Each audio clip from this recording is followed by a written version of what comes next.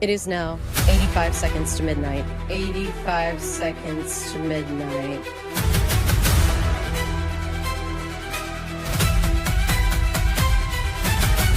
"85 seconds to midnight.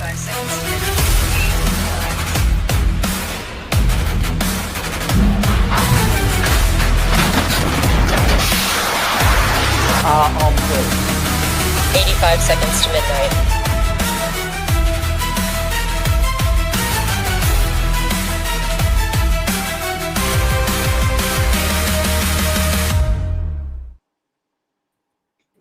Hello and welcome to a very full panel on the Preppers Fireside.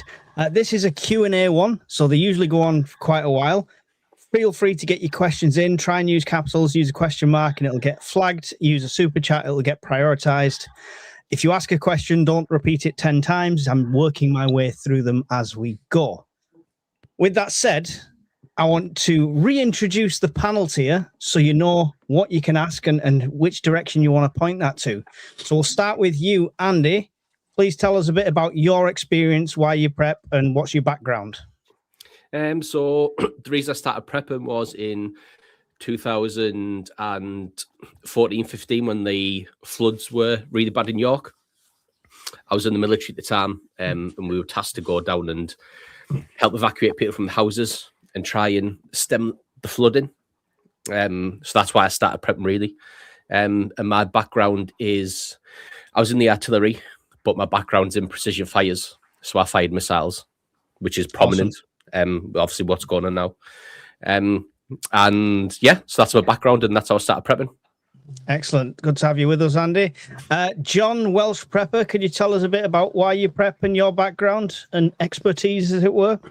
Yeah, sure, Mike. Good evening, everyone. Welsh prepper, as you imagine, I live in West Wales. I was in the Air Force for 20 years, air traffic control. So have a lot of knowledge about area systems and what their capabilities are and how they interact, both offensively and defensively. Spent most of my career attached to the army, so parachuting, 3 operational tours, getting mortared in Kandahar was fun, that sort of thing. The reason I prep, it's just an extension of my military life, really. You get taught that no plan survives contact with the enemy, so you need a B, C, D, E, F, and it just went from there. So I've been prepping properly for probably about 7 years now. It's sort of a lifestyle rather than a hobby, I would say. Excellent. Thank you very much, John. Good to have you here. Alan, the world survivalist, could you fill us in on what you do and your expertise? Well, my name is Alan. I am an alcoholic, and I'm an expert in nothing. No, but thanks, Alan. Moving on. My interest is in survivalism generally, so most of that's around wilderness survivalism and things like that. That's something I've been interested in since I was a kid. But I also pay attention to current affairs and what's going on in the world, because to me, you know, the world is a place that you have to survive, hence the name. So keeping sort of tabs on what's going on and try to analyze it as best as possible is kind of like something I think everybody should do. And I try and pay attention as much as possible to what's going on so I can understand more about it. But I'm not an alcoholic, but I'm not an expert. So that part was true. So it's just all my opinions, really. That's fine. That's fine. It's just to give people an idea of when they're thinking about what types of questions, if they want to aim it specifically at a person. Brian, same for you. Tell us where you're coming from with your prepping and your area of expertise, as it were. There was a bad winter in 2010. Family was put at risk because we didn't have enough things in. Had to trek through the snow. People were starting to lose their marbles after a couple of days. Took 2 weeks to restock the shops. By trade, I'm a mechanical electrical engineer. Been off the tools for about 20 years, and I'm a grease monkey with a shirt and tie now, and just kind of pointing at things that's fucked. Excellent, excellent. And your prepping's primarily around solar and stuff like that, right? For anyone asking about. My interests are mostly around power banks and solar generation, that kind of things. Cool. Hawkins, and finally yourself. I'm just mental, and I just spend way too much money and time on prepping. I suppose strengths will be power, comms, water, fire. I don't know. I've delved into kind of most areas, to be honest, but yeah, You're comms would pretty probably much be our what you. comms guy, though, right? When it Yeah. comes to setting up the communications and stuff. Well, me and Andy can talk now, can't we, Andy? Not Oh. now, though. He's on mute. Yeah. I was, yeah. Yeah, we are. We're linked up now. Andy's not a specialist on comms, as you Yeah, can no, see. definitely not. That's what I've got Hawkins for. Yeah, we are, mate. We linked up at the weekend. I finally got some messages through, which was good. Excellent. Awesome. Right. So that is our panel. I'm Mike, generally just general preparedness, been prepping for a long time, did it based around CMEs and things like that. Historical reenactor and historian is my interest, and that's what kind of took me down the avenue of prepping. I'm going more old school. But yeah, I've just got the pleasure of being able to bring all these guys together. So that's where I come in. Right. So before we dive into your questions, which we will do, we want to talk about what is going on right now. So I don't know if you guys heard, but apparently Iran can reach London with a rocket now. So anyone got any thoughts on the current news they would like to share? I don't want to go around the table asking, but I'm sure you've all got opinions to share. As long as it's only London, does it matter? Yeah, it's only zone 2. It's only zone 2. I'm 7. I'm all right.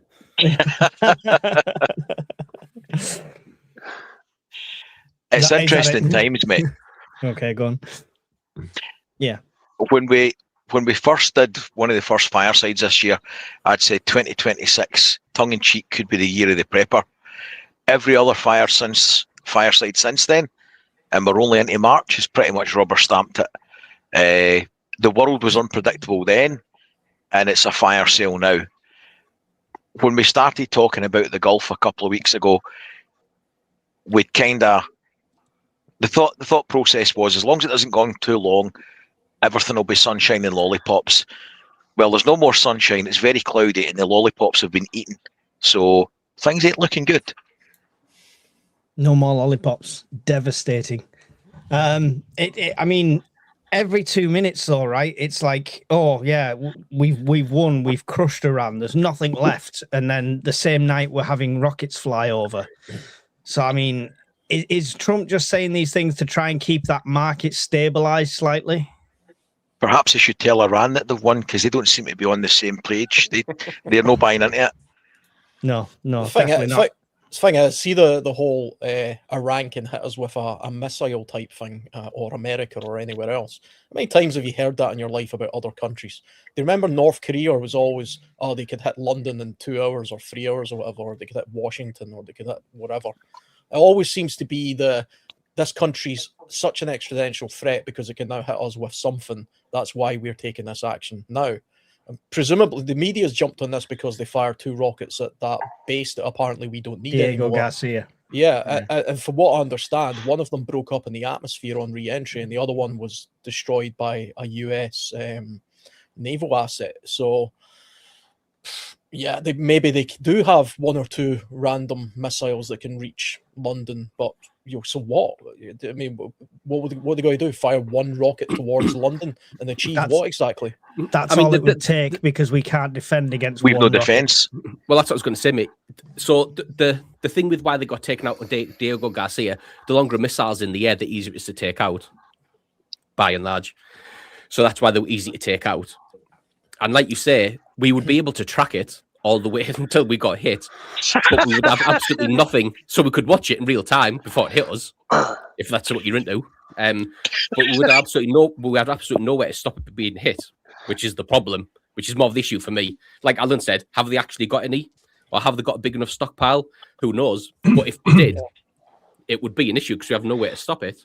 The thing is, I mean, do you not find it slightly strange that the media are making such a big point of this? Because I can think of no better reason now to continually hit Iran.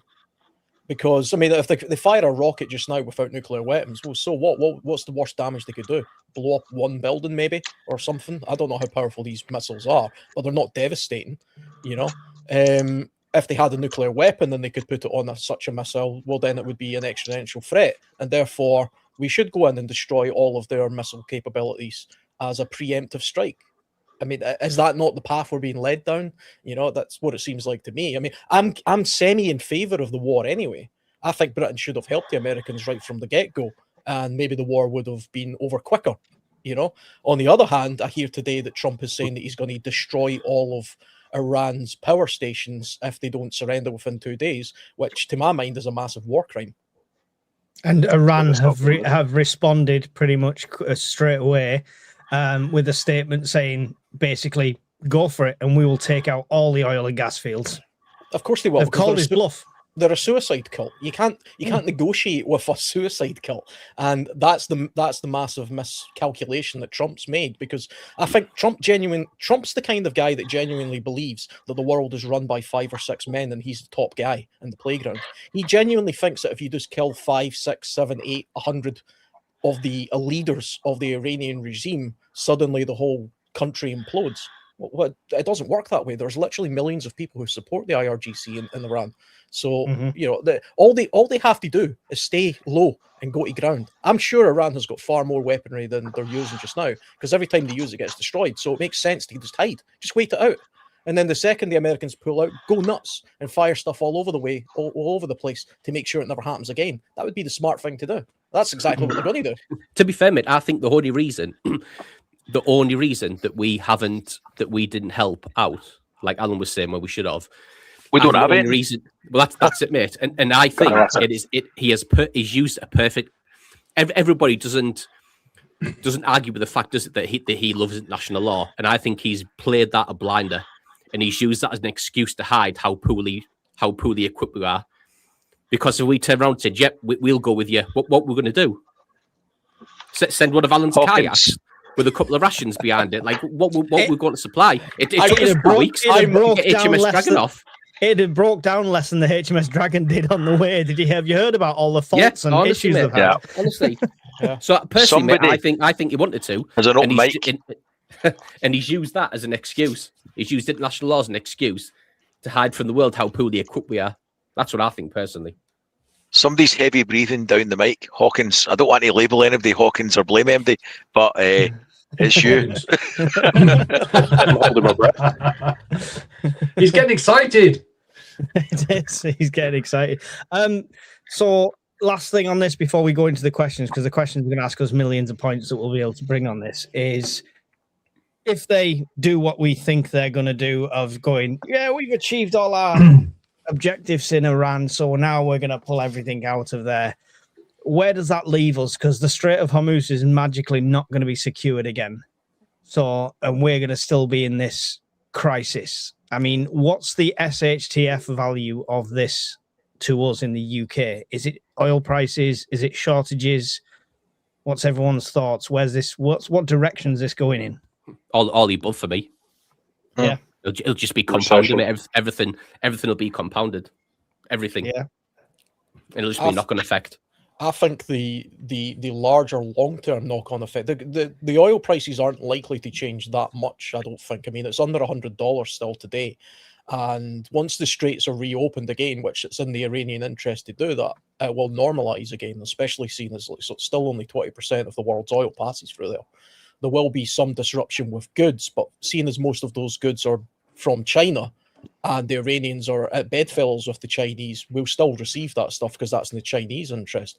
What we will now see, though, to my mind, is a massive strengthening of China, because I think Trump has made a massive miscalculation. I think this whole thing is kind of just a play against China and recontrolling the Middle East. But the Chinese right now can just sit back, observe the American military latest weaponry, get all the analysis they need out of it, completely stay out of it entirely. We've not heard a peep from them.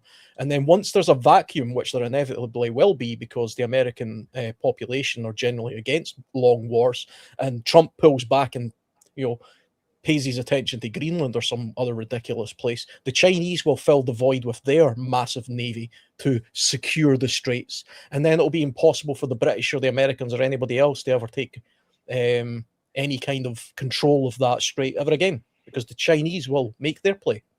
And they'll do it with Iranian backing, because Iran has no navy now. All they've got is all those little islands, which are still very strategic. I was looking at the Straits of Hormuz earlier. It's only 20 odd miles across. It's like the English Channel, but it's very shallow. And there's actually only a 2-mile gap where the ships can pass, because you need like 60 feet of draft for a lot of these ships. And it's a tiny little narrow bit, and there's all these little strategic islands that are controlled by Iran. The Chinese will step in and fund the reconstruction of Iran. That's what I think is going to happen. The problem is none of this has actually achieved anything, really. I mean, was it really achieved? Now, Iraq was so close to developing a nuclear bomb or weapons of mass destruction, and none were found. Iran was allegedly ready to get a nuclear bomb last year, and there was a big fanfare made of flattening everything, and there's nothing left and there's no more threat. And yet, within the space of a fortnight, this weapons program came out of the ether, and it involved Israel and the US and everybody else flattening the place. So it was either wrong before the intel or it's wrong now. They can't both be right, because no matter how good they weren't developing it that quickly. So that's a lot of bollocks. So it's not achieved anything but pissing off. There's been a lot of fanfare made about not getting any support from your allies. Well, listen, see if you walk into a pub and you walk up and smack somebody in the face and your friends are just sitting supping a beer and they know fuck all about it until you've smacked somebody in the teeth, and then you go, right guys, dig in. It's a bit late at that point. I mean, I know that's simplistic, but that's pretty much what it is and where we are. And the Iranians are nuts at the best of times. In their mind, they've got an existential threat. So they're firing on every country that has got allies or American forces on their ground. So they're just smacking all the things. So none of this has actually made anything any better for anybody. It's just a big fuck up. It might have made it marginally better for Israel. But other than that, I can't really see any great benefit to it either. Benjamin Netanyahu has been saying that Iran is 2 to 3 years away from developing a nuclear weapon for the past 40 years. I mean, that's kind of just a speaking point. And they genuinely were trying to make a nuclear weapon. There's no doubt about that. They were enriching far more uranium than they actually needed.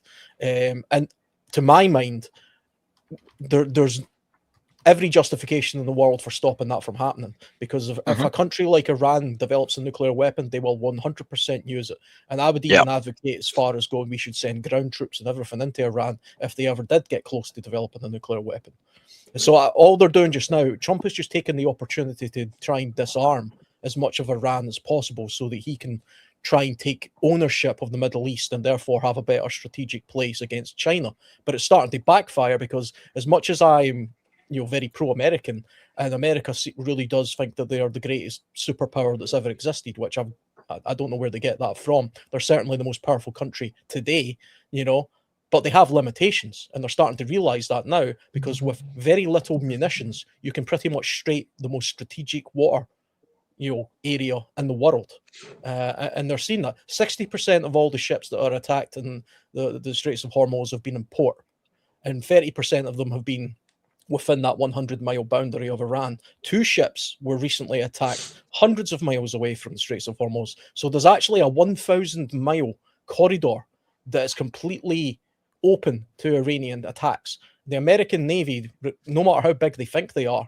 can't police that. That's why they're crying about allies sending ships now. Fun.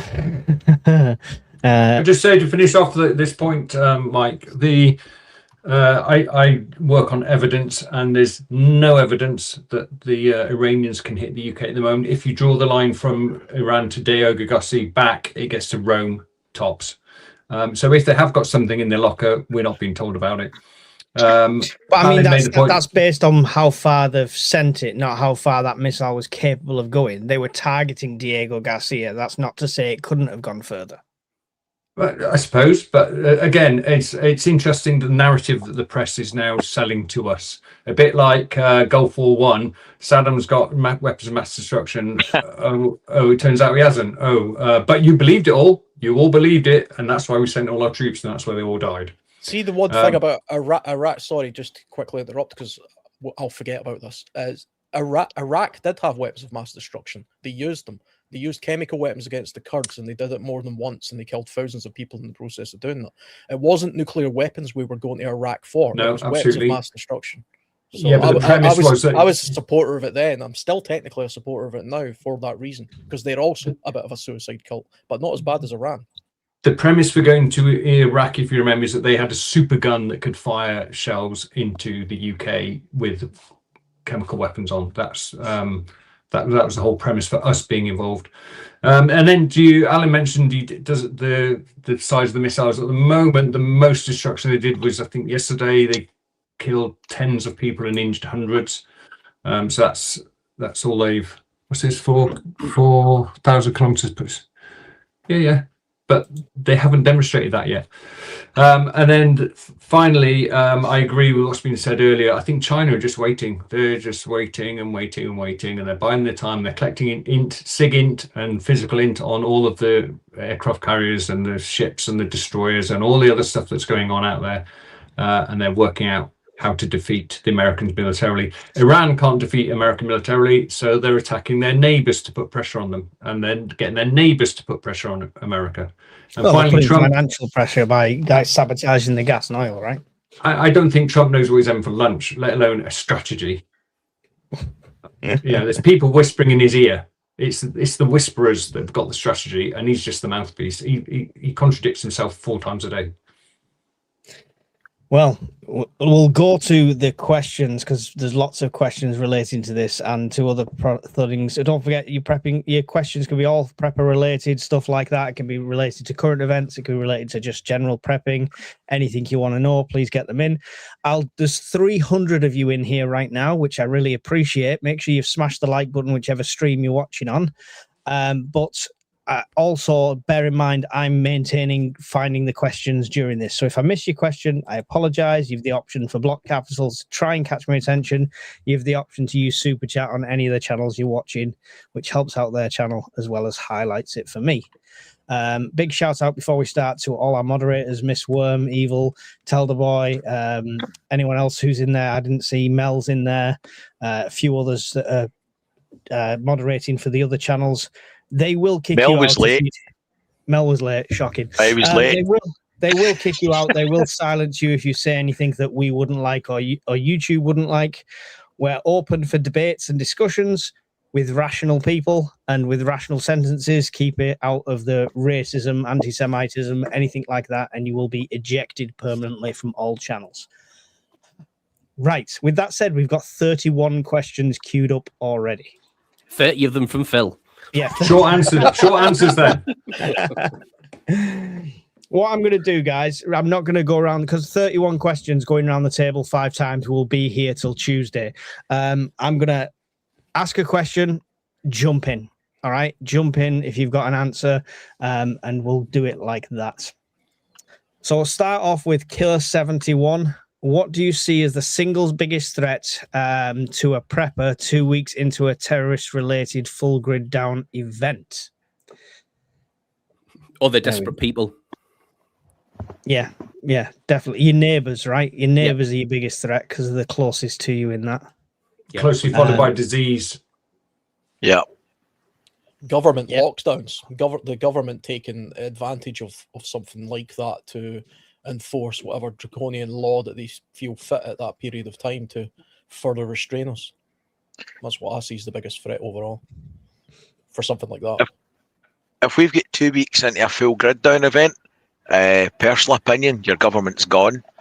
Because if it's down for 2 weeks, the chances of it coming back anytime soon aren't that good. In my humble opinion, they're just not that good. Because 2 weeks is a long time for your linesmen, the controllers, the police, the military to be out of comms and out of fuel to actually be at their jobs, never mind to be able to coordinate them fixing anything. So, yeah, I don't think we'd have much of a government after that. I'm with the guys on other people and sanitation after 2 weeks with no pumping and sewage backing up.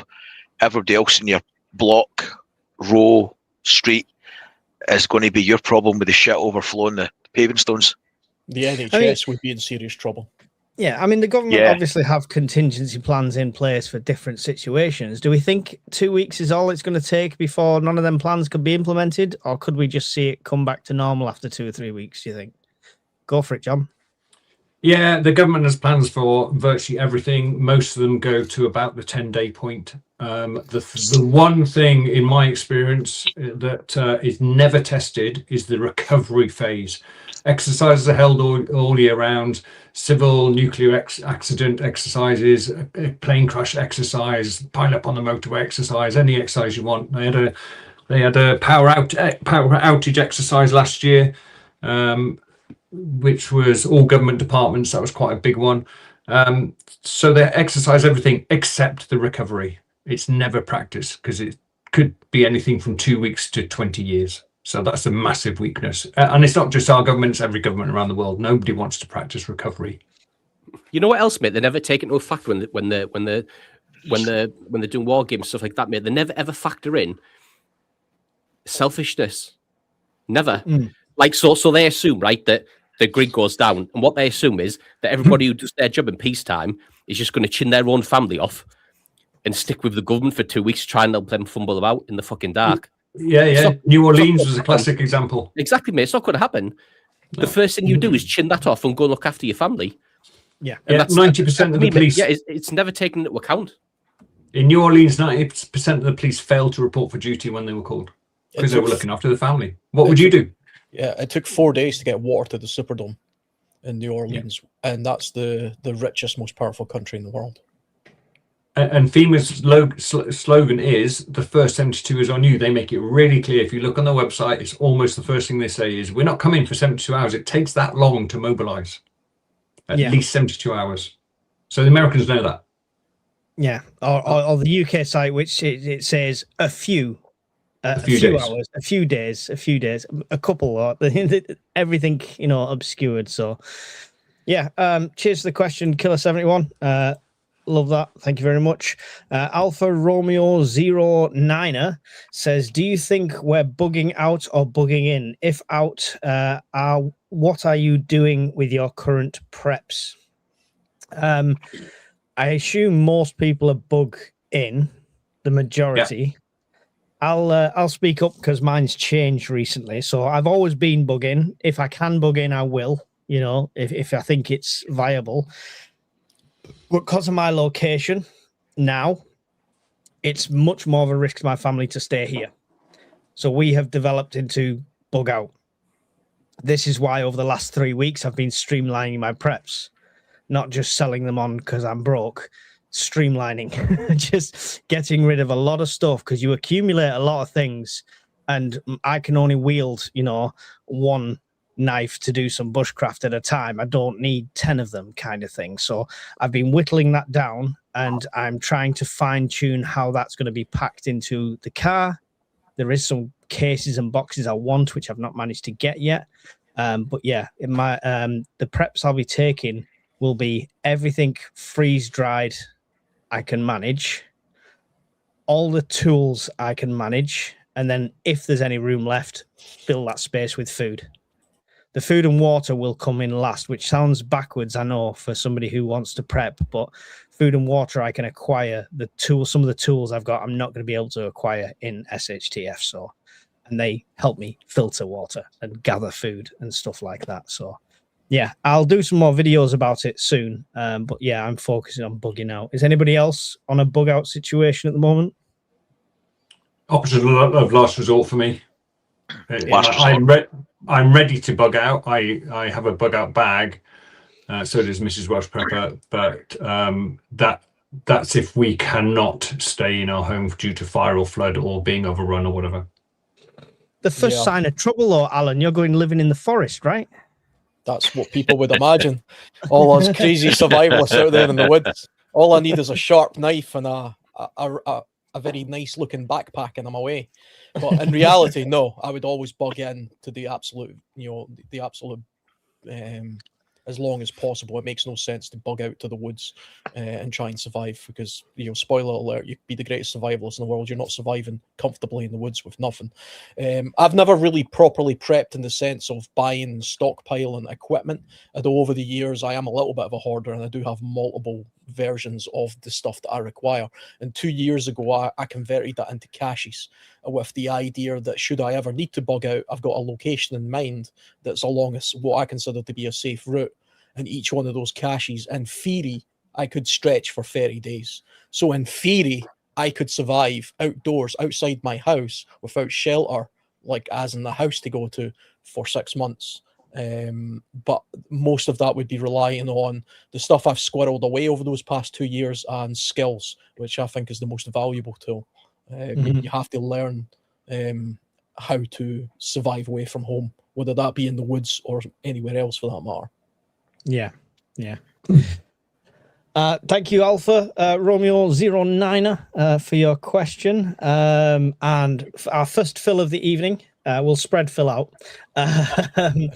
Another Cobra meeting. What are you expecting? I'll let the guys jump in, but part of me was thinking, I mean, we usually have a Cobra meeting and Starmer comes out and has a half-hour speech and announces absolutely nothing.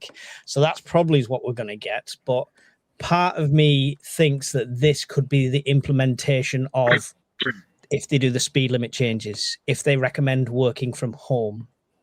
That's what I think this could follow up with. Just my 2 cents.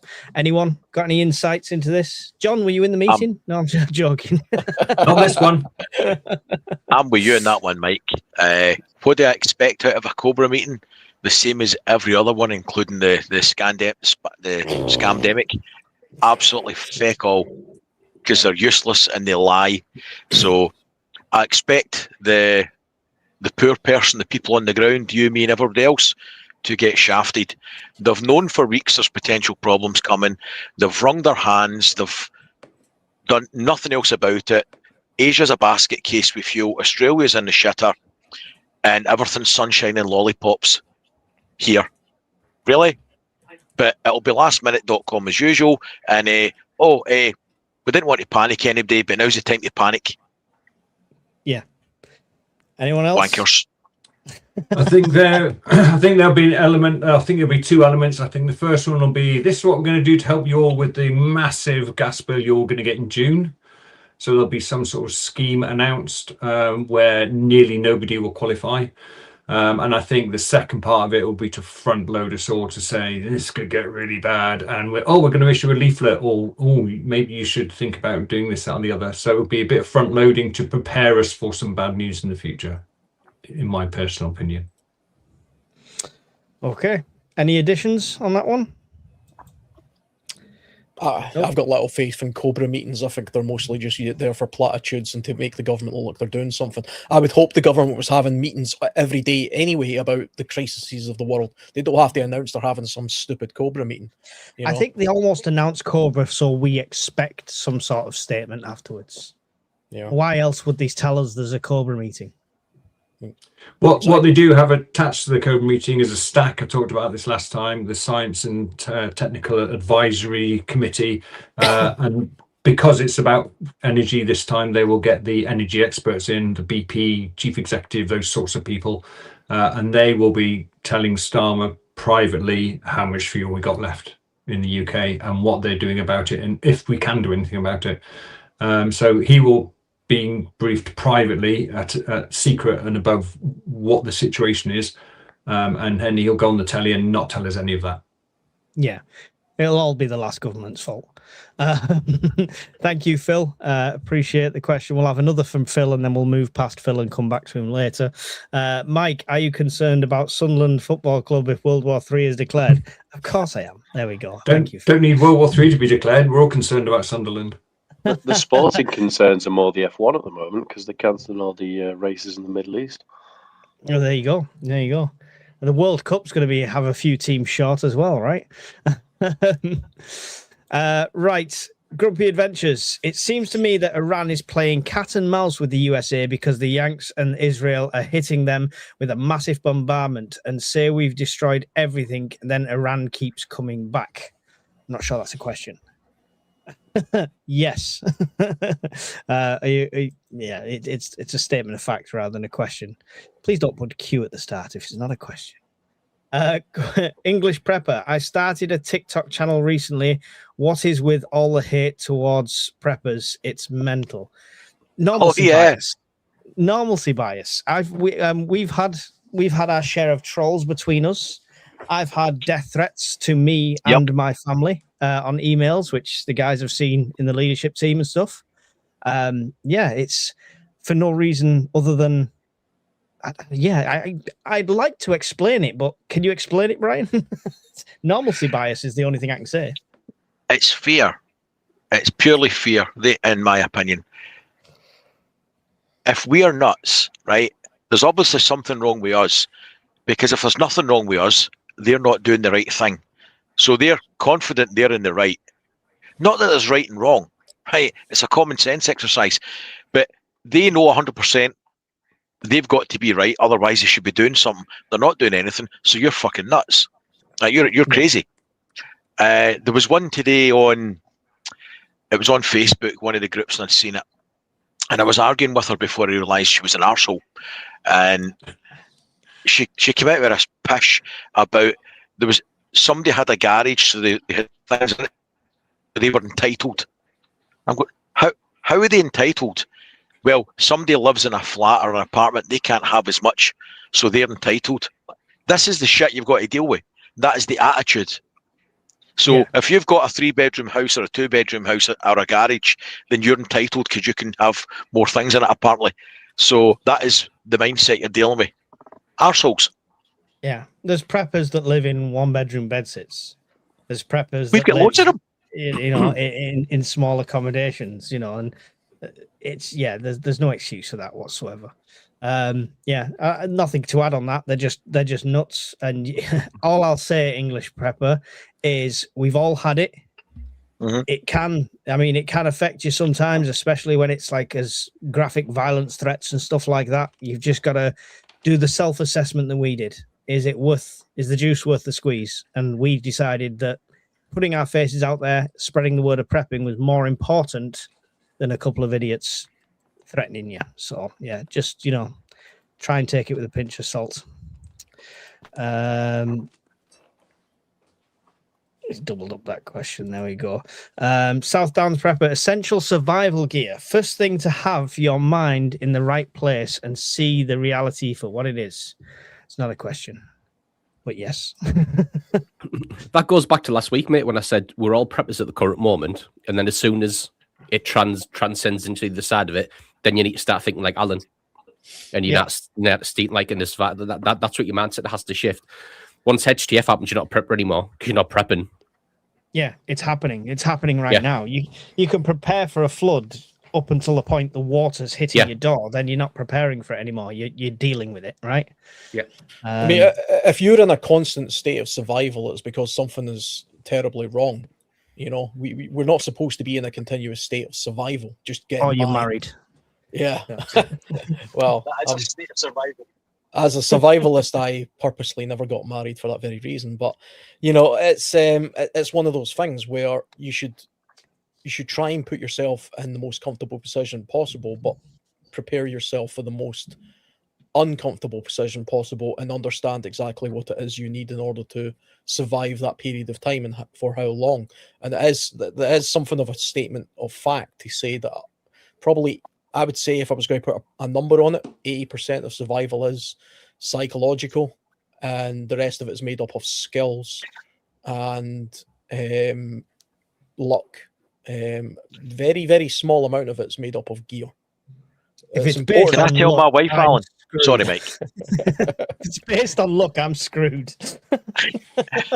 Alan, can I tell my wife that if it's to be the place that you're going to be really comfortable, but also could be slightly uncomfortable, after prepping the strippers? Because that sounds like what you're telling me here. As somebody I like your studied, thinking. as somebody who studied the subject extensively, I say yes. Strippers, that is, not survival. Excellent. There we go. Thoughts on the crossbow ban? Okay, so it's not a ban as such. I think they want to license it. I think that's already in place in Scotland, so it's not much changed as far as they're concerned. That you already have to have a license, right? Air rifles in Scotland. Air rifles. Not crossbows. Oh, not so crossbows. it'll follow the suit of the air rifles then, basically, as like what you've done there. Depends if they do what they say they're going to do. At the moment, they said they're going to ban sales of new ones and license the old ones in circulation. Now, that's what they say after a suitable consultation period. Who knows? I don't see that as being workable, because what they're saying is they're going to bring a licensing scheme for people that have got a crossbow, which would be hundreds of thousands, but they can't sell any more. That makes absolutely no sense, absolutely none. If you're going to have a licensing scheme, then surely you should be able to buy new ones, because it would be covered by the same licensing scheme. Otherwise, if you were worried about them being in circulation, then it would be a total ban. So it's either a total ban or it's a licensing scheme, and a licensing scheme should not prohibit new ones being in circulation if you're confident a licensing scheme is going to solve any perceived problems. Does that make sense? Yeah, it makes about as much sense as this government does with everything, though. So I wouldn't be surprised if they're trying to do it both ways. For me, it's just another step to disarming the nation, right? It's a sport at the end of the day. All right. I could do some damage with an American football if I threw it hard enough at your face. Does that mean if there's more than 3 tragic deaths in football over the space of 10 years, we can ban football for that reason? Do you know, it's illogical, and it's the illusion of we're doing something. It's like banning zombie knives when most knife crime's done with kitchen knives. It's a pointless fucking exercise, which has pissed me off. Sorry, go on, Alan. I was just going to say, I actually tried to pull some figures about how many murders there's actually taken place, or deaths with a crossbow. They don't really keep figures properly like that, so it's a little bit vague. But according to what I could find online, between 5 and 12 people have died deliberately by you having a crossbow as a weapon. So let's say 12 people at the upper end have died, and that's in the past 10 years. Okay, but then if we look at vehicles, deliberately or intentional, 20, poison, 100, firearms, 350, strangulation, 500 people, blunt force or physical trauma, 1,400 people, knives, it's complicated, but it's somewhere estimated between 2,200 and 2,500.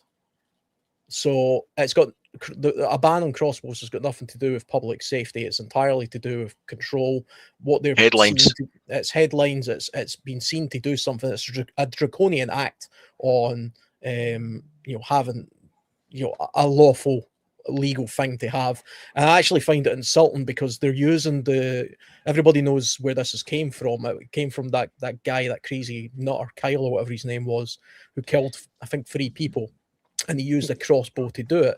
But the sad thing is, those murders would have taken place whether crossbows were banned or not, because the details of that case was the guy who was a jealous boyfriend went to his ex-girlfriend's house, forced his way in, and kidnapped basically the whole occupants, tied them to chairs, raped one of them, and then killed them with a crossbow. Are you telling me if crossbows were banned, he wouldn't have did any of that? No, he would have just used a knife or a hammer or a vase or anything else to hand, because he was a psychopath. And it doesn't matter what tool he used to do the ultimate act. If anything, a crossbow is actually not a very efficient weapon, to be honest. I mean, take the movies aside, it's actually slow, hard to use, vulnerable. I don't own a crossbow. I've never owned a crossbow. I don't see the point of one, to be honest. But I see the point of people having the right to be able to have something like that if that's what they want. Because after this, it'll be bows and arrows next. It'll be knife and forks. I mean, who knows? Those dangerous wooden spoons. Google says that all mass shootings in Britain involve legally owned firearms, and since stats began, 346 shotguns have been criminally used and 76 rifles, and they're all legally owned. There you go. It's a pointless exercise. I think we could all safely say we don't agree with it, because it's just, even if you have a crossbow or not, we don't agree with it because it's just another right taken away from us. So there we go. Apart from food and water, what would be your top 5 items to stock up on? Top 5. Oh, that might take a while. Top 2. We'll do top 2 for you, Yellow Teapot. Between 6 of us, that should be enough. Petrol at the moment, mate. Petrol at the moment. Petrol at the moment, yeah. Well, could be, yeah. I mean, so we'll go around the table with this one because it's that type of question. Andy, your top 2 things that you would stock up on apart from food and water? Power banks and solar panels. Good I shout. like him. He's a good guy. That's a good answer. If you look, you can see Brian's hand controlling Andy. He's like, To be fair, mate, if you come in here, you wouldn't be far wrong. He just did that, so now there's Brian. a fucking Delta 3 under the table. There's an AC 300 over there. I can't talk. I can't talk. There's a Renology solar panel right next to me because of Brian. Now Brian has to say something different. You know, that's why Yeah, Andy did that's it. Yeah, all have to be different. I just forgot to Well, I'll tell you mention what you could say, Brian. You could say Miss Worm's book that you've read 3 times from front to back. You could go It's with probably about 6 times, mate, to be honest, if now I think about it. He only because he got the picture version. Anyway, John, top two items apart from food and water. What I've actually been stocking up on is petrol. I need now Caviar. some diesel and caviar. Yeah, no champagne, darling, champagne. No, heat source. Brian would be very pleased with me. I received 2 diesel heaters today because I bought one and thought, just buy another one because I got 100% redundancy then. So they are in the box. They're in the box ready to be deployed because I think my weakness, I used to have a house with wood burners in it. I now got a house with open fire. I'm going to a house that's got no means of combusting wood. So I need heat sources. So I'm getting candles and diesel heaters. Excellent. Candles and diesel heaters. Alan, you need to stock up on food and water because you're not a prepper. But other than that... Yeah, I mean, it's actually a hard question for me because I don't really stock up on things. I mean, I am buying more diesel or petrol than I would normally, purely because of the crisis that's going on. The only thing I can think of that I've recently looked at as I can't even think of anything. I mean, I bought a book recently from Cody Lundane. I very rarely buy survival books these days because they all basically look like each other, but his book is actually one worth reading, I think. And clothing is the other thing as well. If you don't have adequate clothing to see yourself through a winter's week in the UK, I recommend you go and buy that stuff or stock up on that because you can have all the power banks and all the food and water you want, but you know, if you're outside your house and you find yourself in a pair of trainers and trackies, you're going to wish you had some better clothing. Stay in the house with a power bank. The Iranians will have hit that with their one missile. Miss Worm said, doesn't some organisation want to ban all knives with points? It would not surprise me. Brian, 2 things to stock up on apart from food and water. I'll take that question as 2 things to stock up on out the ordinary, as in right now. So other than specific normal preps, I've specifically topped up on fuels, petrol and diesel. So that's basically it. At this moment in time, it'll be fuel sources as my top 2 preps. So whatever ones you want to add into that, gas canisters, diesel, petrol, all of that good stuff, I have stocked up on, and I will be stocking up more than payday and Wednesday to the maximum legal limit. So I'll be getting some more of them little gas canisters. 30 litres, 30 litres, absolutely. Yeah. We believe you. Yes, 30 litres only. He says, as a mushroom cloud appears in his back garden. Hawkins, 2 things you're stocking up on apart from food and water. Do you know what? I haven't stocked up on anything. And I don't know, maybe making me question myself now.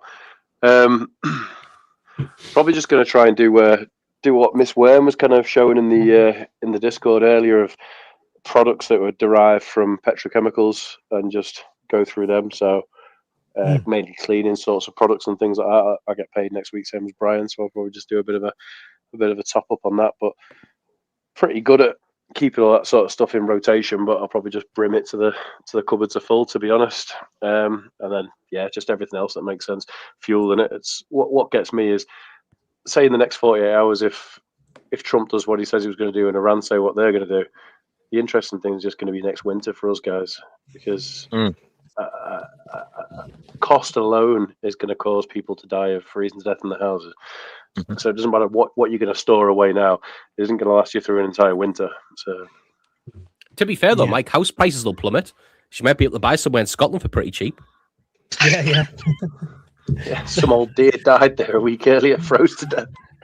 Yeah, do you know what I find ironic? They'll soon empty out, won't they? I think it's ironic that they say, or they were talking about telling people to use electric cooking methods to cook their food going forward to save on gas. Given that on average 40% of UK generation comes from gas, I can't help but feel that's a bit of a fucking headshot. It's telling everybody to turn on their electric cookers at 5 o'clock while Coronation Street is on and boiling the kettle all at the same time. Not a recipe for a bigger disaster. Could go wrong. Just like an interesting link for the chat. So, like, we've been doing these how long? Well, how long have I been doing these with you? Over a year now, maybe? About a year, just over, yeah.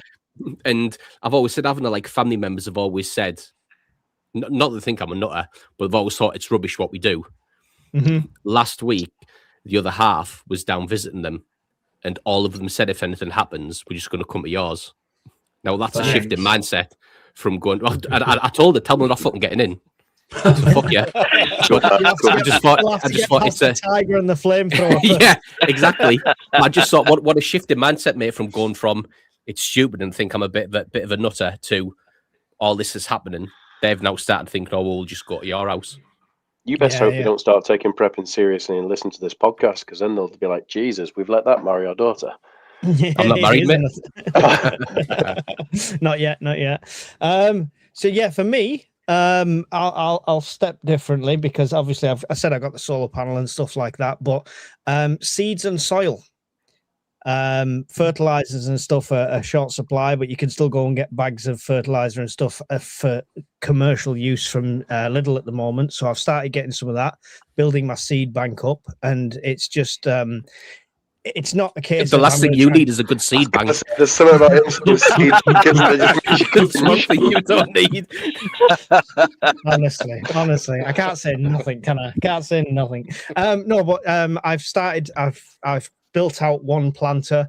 I've got a couple of pots lined up as well. Started getting my green fingers going, sort of thing. If nothing else, if there's no collapse, it's going to save me some money. If I can make one Sunday lunch a month out of the stuff I've grown in the garden, it's still going to save me a bit of money. So I figured everything else, I literally have no room left in my pantry, so I'm going to start growing stuff now. So yeah, that's where I'm going. Thank you for the question, Yellow Teapot. Sorry we didn't. With your luck, it's going to be like Day of the Triffids then. Mike's garden will be these things coming out the garden, killing people, these horrible plants. It'd be like Little Shop of Horrors. Yeah. Don't plant Japanese knotweed. I'm not. I know. I've dealt with it. I know Mike's very tasty. Of course you have. Japanese Of course you've dealt with it. it grows in abundance, Japanese knotweed. Mike, grow it. It's great. Really tasty. Yeah. It grows underground as well. Right. Wheeled Medic. The IRGC have now proved range capability for London and East Midlands. With this said, should Starmer send our UK forces on the offensive rather than defensive? But they haven't. Forces. We have nothing to send. Yeah, we have nothing to send, mate. So I mean, it's a joke what we've sent already, right? The fact what's happened with that dragon, broken down 3 times, mechanical faults, electrical faults, stuff like that. There's absolutely nobody to send, mate, or anything to send. Yeah, like I say, like last time he said that we would. The last time he mentioned putting British troops on the ground in Ukraine as a peacekeeping force, the head of the chief staff mate came out, defence staff, and said all we could afford to send would be a battalion of blokes, which is on average 750 blokes. That's all we could send anyway. So do you know what I mean? Like what's he sending? Should we be making a mass attempt to buy missile defense now from like the States or something like that? And if we did, Andy, are enough people trained in it? No, like Horton said, mate, it's even if you ask now, you'd be what 4 or 5 years down the pipeline to receive anything. Yeah. You're kind of between a rock and a hard place now, but you've left it too long. Mm-hmm. The only thing we could send is a strongly worded letter. Send the House of Commons and never doing it. We can Very send the HMS effective. Victory. That'll be a statement. At least it wouldn't show up on the radar. Yeah, it wouldn't. Right. Okay. I think that's answered that question. Well, there's nothing to send there, Wheeled Medic, but thank you for your question. Shall I fill my heating oil up full or half or weight? If you can afford it, full. Yeah, it's only got the price is only going to go up. You can't Yeah, see yeah. it down any. So you're saving money because it's a consumable. You're using the fuel anyway. Yeah. Yeah, so the UAE have given their assessment of the attack, and they've said that LNG won't be back up to full production for 5 years, and they've invoked force majeure on the long-term contracts with about 5 countries, including China. Italy is one of them as well. Italy, yeah. So basically, all of those countries are now having to go into the open market to get LNG. So there's, as I said the other day, 100% of the countries are now chasing 80% of the available fuel that there was 3 weeks ago. So it's going to rocket. It might be worth starting to now change the way that you use fuel, especially if you rely on liquid fuels to, your house. We talked about rural areas and stuff last time. If you rely on that stuff now, then maybe you should start rethinking and rationing some of your own fuel stocks as much as possible. I've actually started doing that slightly just now, even just, I plan trips all the time, and I've actually been recently planning trips more local, purely because I kind of just don't want to drive for hours at a time because it's a waste of fuel money. But to me, that's just also a waste of fuel. So that's a change in my behavior that's just kind of naturally occurred. There you go. Yeah, I mean, it makes sense. I mean, somebody has just, I'll skip ahead for a quick second because it's based on that. Somebody just said, Mildot said, Andy, are y'all rationing already? You did say, Andy, that you would be to the extreme of these things. Yeah, I am. I've already started. Yeah. With certain things, certain things where I'd be more inclined, not to blast through. That's wrong. Do you know what I mean? But things that I'll be like, oh, that'll be okay. I'll just replace that next week. Things like that bit have started to change and have started to shift. Yeah, changing your mindset already, kind of thing. Yeah, definitely. Yeah, I bought forward the purchasing of the heaters just in case the supply chain didn't get them in a couple of weeks' time. Yeah, Chuck Norris. I heard Chuck Norris faked his death so he could get over on the quiet and wipe them out. That's the only reason people are trying to attack America now, because their first line of defense, Chuck Norris, is gone. That's. Thank you for the question, Learner Prepper. Hopefully that helped. Can the rockets reach Birmingham? We can only hope. No, I'm joking. I hope not. I'm getting down there on Tuesday. Wow, what have you done wrong? Head office, mate. Oh, God. There isn't one UK intelligence report that says an Iranian missile can reach the UK. Yeah, but the unofficial reports say they can hit the East Midlands, so probably it's not Birmingham anyway, because it's further west of central kind of thing. So if it's an IRBM, intermediate range ballistic missile, the upper limit of that is 5,500 kilometers. So however far that would get you from Iran to wherever the range of that would be in England, that's what you work on if they've got one. That's pretty much that hits us. So just watch the skies for cigar tubes. Let's have a Phil question. That was a John question then. I know he'll be next. I'm just trying to keep injecting Phil. I'm just going to draw a 5,500 mile line from Iran to the UK. All right. Go for it. Are you concerned that as wars and conflict heat up, the message has been prepare for war, that then they encourage de-arming the UK, Canada with guns and crossbows restrictions? I mean, that does feel like a backward step when you're talking about a wartime footing, right? The problem with the premise is that any of these items that are for sporting purposes a valid reason for ownership is never self-defense in the UK. So you couldn't even use that as an excuse for owning it in the first place. I know that will sound nuts to our American friends that are watching, but if you have a firearm in the UK, if you said your reason for owning it was for self-defense or home defense, you will never own one. And if you had a crossbow and you held it and used it in self-defense and you told the police that that was why you bought it and then you shot somebody with it, you're going to jail. Yeah, I just throw kids at them. If the people of Iran don't rise up and take control of their country from the Iranian regime, the number one reason for that will be because they weren't armed. And countries like the UK will rejoice in that fact and push even harder, you know, because that's the ideology that our culture has. Very, very much the opposite in America, obviously, with the Second Amendment, but you know, we don't live in America. Yeah. Not much more to add. I think we all think it's ridiculous, stupid, and pointless. But you know, guess what? This is the 1984 we're moving towards. Question from Kane. John, any intel why the past week there's been some big planes taking off from the valley heading east? All that champagne and caviar has to get delivered somehow, Kane. Yeah, and those trucks just can't deliver in big enough quantities, honestly. There is a big NATO exercise up in the north of Scotland, so it's likely that Valley is being used as sort of a pretend forward operation base.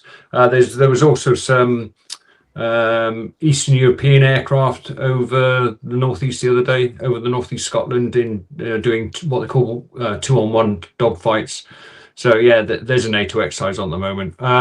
Valley, the big planes could be anything, but it's not. You're not talking about your B-52s or anything like that. The big planes are probably A400Ms or C-130s from another nation, because Valley's runway is not long enough to take the really big ones, so they've got a Fairford. There you go. Thank you very much. Appreciate the intel there. Defiant Fox, we have radar and Culdros on the south coast. They have aircraft. We're not defenseless. We can handle one or two, but not a barrage, says Defiant Fox. Yeah, again, if Italy don't help us out, if Germany don't help us out, if France don't help us out, if Spain don't help us out, if the Netherlands don't help us out, we'll shoot it down ourselves. We got enough time to get a couple of F-35s airborne with air-to-air missiles, and they'd probably, I don't know, fall over, France somewhere. But that'd be the problem. Shooting them down, where does it land? Yeah. Oh no, that would be terrible. See the kind of missiles. The kind of missiles that people are talking about reaching the UK. Andy or John will know this more than me. But from what I understand, those are not like the kind you can intercept with an aircraft, because they're atmospheric. So they go all the way up kind of into the atmosphere and then come straight down. And you're not intercepting that with a plane. It needs to be another missile that intercepts that, which is why ICBMs are so difficult to take down. I might be wrong with that, but the phrase that's used is shooting a bullet with a bullet. Yeah. So I've just done a bit of research on Google. The Iranians claim that the missile they fired to Diego Garcia was a 2-stage ICBM with a range of 4,000 kilometers. Okay. So I'm just going to do a map measure on Google now. I'll get back to you in a minute. And they can't be shot down by aircraft. That's not how ICBMs work, because they come straight down from the atmosphere, which would make sense because they said they fired 2 and 1 broke up in the atmosphere. Obviously failed. Yeah. I believe there's zero sleep though of an Iranian missile hitting me on the head. Yeah, which is why obviously you can track it. Like they say, they could track it and watch it all the way in, but they won't be able to do anything with it. Yeah, just watch it hit us. It'll be the best live stream we've ever done, though, Andy. I mean, the speed of it hitting would be astronomical if it was coming. The terminal velocity of something like that would be massive. Yeah.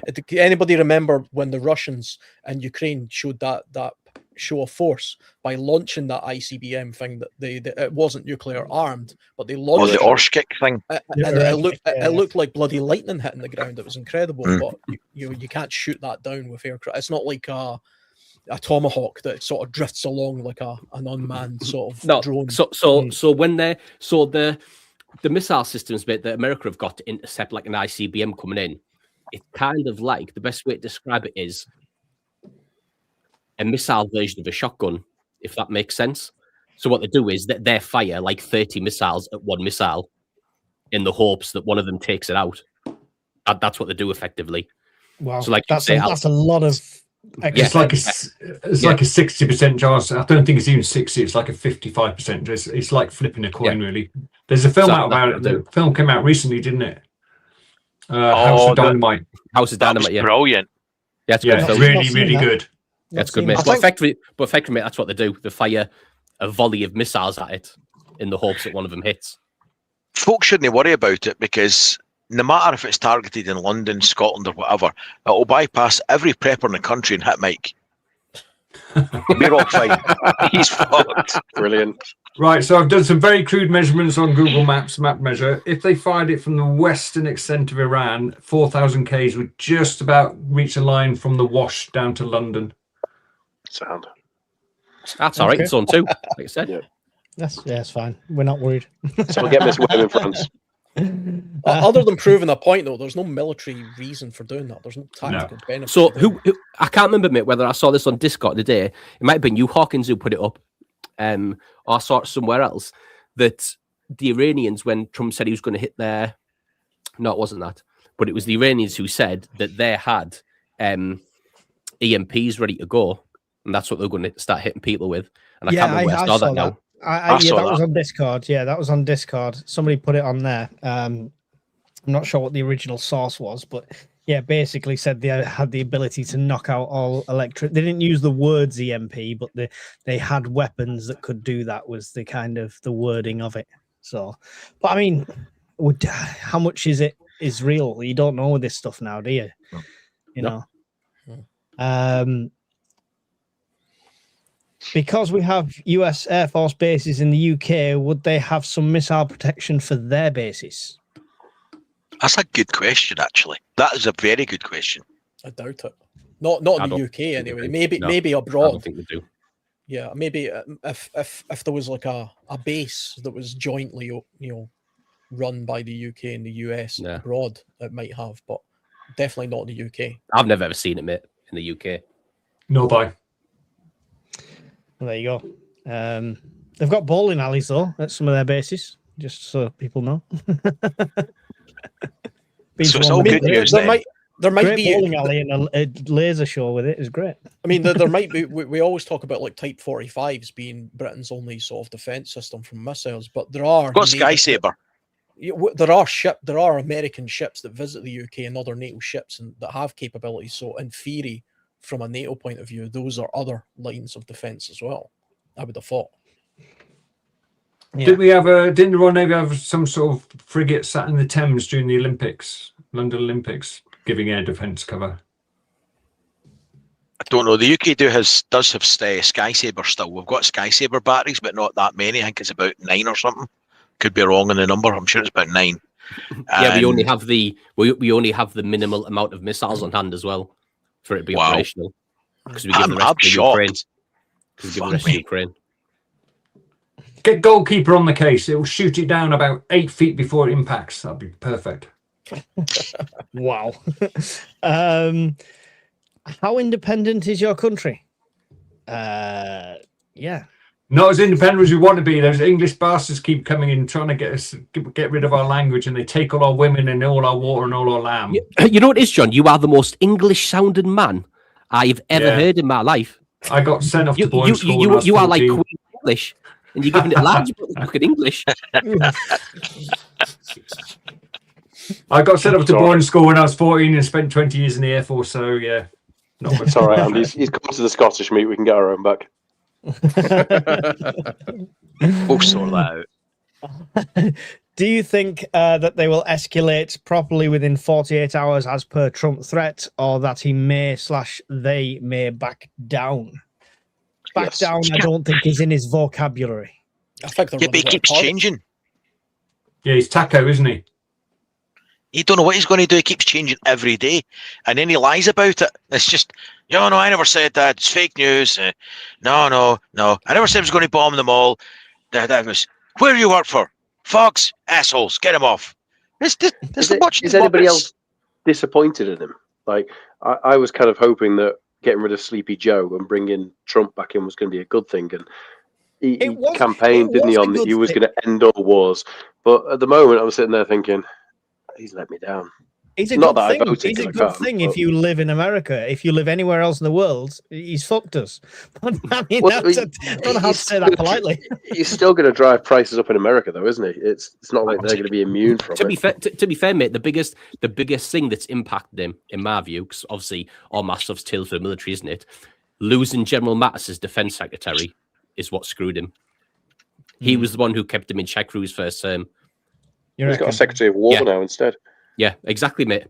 And there was 2 or 3 things where he said it was going to happen, and General Mattis said, "No, it's not. That's not happening." Blank out refused, and he cowed to him, and he listened to him. And now General Mattis is gone. Now you've got fucking Hexeth in, who spends £20 million on fucking lobster. So I mean, what do you expect? Yeah, I'm not like a huge Weak fan. supply for John. Like, Sorry, see Andy. We enjoyed that lobster. It was delicious. Sorry, Andy. Go ahead. the methods Trump is using are kind of not very good. You know what I mean? But if Trump wasn't in power, let's say it was, like the Democrats that were still in power. Kamala Harris. Would the world be any better today? No, Iran would still be developing a nuclear weapon, and in fact, America would be giving them money for some reason, because that's what Obama did.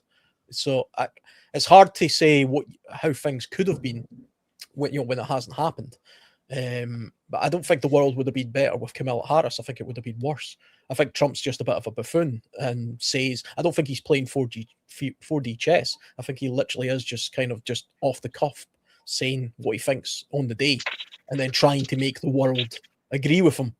And he's been hit with reality now. He's been hit with the reality of American military capabilities just now. For as good as they are and as great as the American military is, it has limitations. And he's starting to realize that now. He was probably, riled up with the nice quick thing that he did in South America, and he thought he could do some. Yeah. He probably off the back of that high, he believed, I'll just do the same thing in Iran, and then after the aim I'll move on to Cuba, and then after the aim I'll move on to North Korea. That's probably the way he was thinking that day. But Iran's a bigger, more powerful country. Right. Okay. Yeah. So, do we think it's going to escalate then? I mean, what's the summary of this? Yes. Yeah. There we go. Let's put it this way. I've got a 120 litre fuel tank that I bought off eBay ages ago, and that'll be going into my work vehicle this week. And if I'm away, and I anticipate happening, I'll be filling that 120 litres up, and screw the bloody laws about filling a 20 litre can up. He says confidently with his camera turned off. Exactly. Oh dear. At the start of this conflict, we thought it would be over and hoped in a couple of weeks. There's nothing to indicate it's going to go anything other than bad and escalate. So it's going to escalate, mate. Listen, we're just answering your questions. We're not here to fearmonger in any way. We advocate just being as prepared as you possibly can. So please don't forget, you can ask questions about prepping as well, not all about military. But, isn't Iran attacking neighboring countries' civilian infrastructures a war crime too? Yes. Yeah, John? Yes, except that there's 3 countries that haven't signed up to the ICC: USA, Israel, and Iran. Of this current set of protagonists. So yes, nobody's it's doing a war anything wrong crime. then. It'll be recognised as a war crime. They'll issue token arrest warrants, which might affect some of them travelling somewhere. But they just Israel seems to have had a free pass, so they're getting away with it. But yes, it's a war crime to attack civilian infrastructure. Yeah, there you go. So, but who's going to win? Who's going to go and put the cuffs on? And who do you put the cuffs on? Is there not a caveat to that though? If civilian infrastructure has been repurposed, yes, there is. Yes. So that's another way mate, people get around it. So but it's a grey area. Exactly, but people use it, don't they? Yeah. So if a power station is supplying an army base, you can blow the power station up. Yeah, that would be the grey area. Israel have used this as a get-out clause to Hamas, because Hamas used to put their command headquarters in the basements of hospitals. and Israel started attacking hospitals, and they said, well, they've repurposed it, so it's now a legitimate target. Yeah. Which is true. That is the case. I remember looking into that at the time. If you put military infrastructure inside the hospital then becomes a target.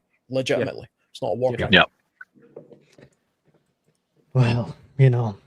Questions: if Iran attacks the UK, would that mean World War III? I mean, the question is probably more, what is World War III? Are we not already in it? Is there not enough conflicts and actors at the state at the moment that we are already in World War III? Do you know, I was watching Sky News earlier. It's a good with question. Rory Stewart actually ended his interview by saying the conflict could progress into World War III. And I keep asking the question, World War III with who? How can explain to me what World War III is from an Iranian point of view or from our point of view? Because to me, I mean, the whole world can be in conflict, kind of like a Cold War or with proxy wars, which is what I think's happening just now. But World War III would be proper superpowers fighting with each other, yeah? So it would have to be China attacking America or Russia attacking us or America.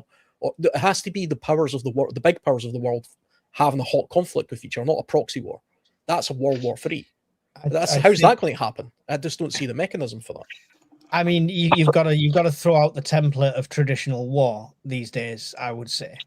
And if you don't look at Iran as a country that's trying to go to war or causing a conflict, if you then look at the Islamic Republic, is who we're at war with, and they have people all over the world that could cause havoc, and they are funding terrorism, which funding terrorism is a way of wording they've got other militaries in other countries, right? Yeah. So the World War is not necessarily against a country like Germany, expansionism, World War II.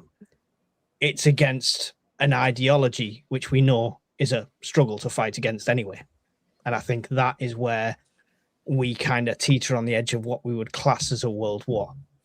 Whether China take advantage and go for Taiwan and open up a front there, whether Russia push even heavier onto Ukraine because all the European assets are committed elsewhere and open up a front there, that's irrelevant. Like you say, it's separate fronts, it's separate conflicts as such.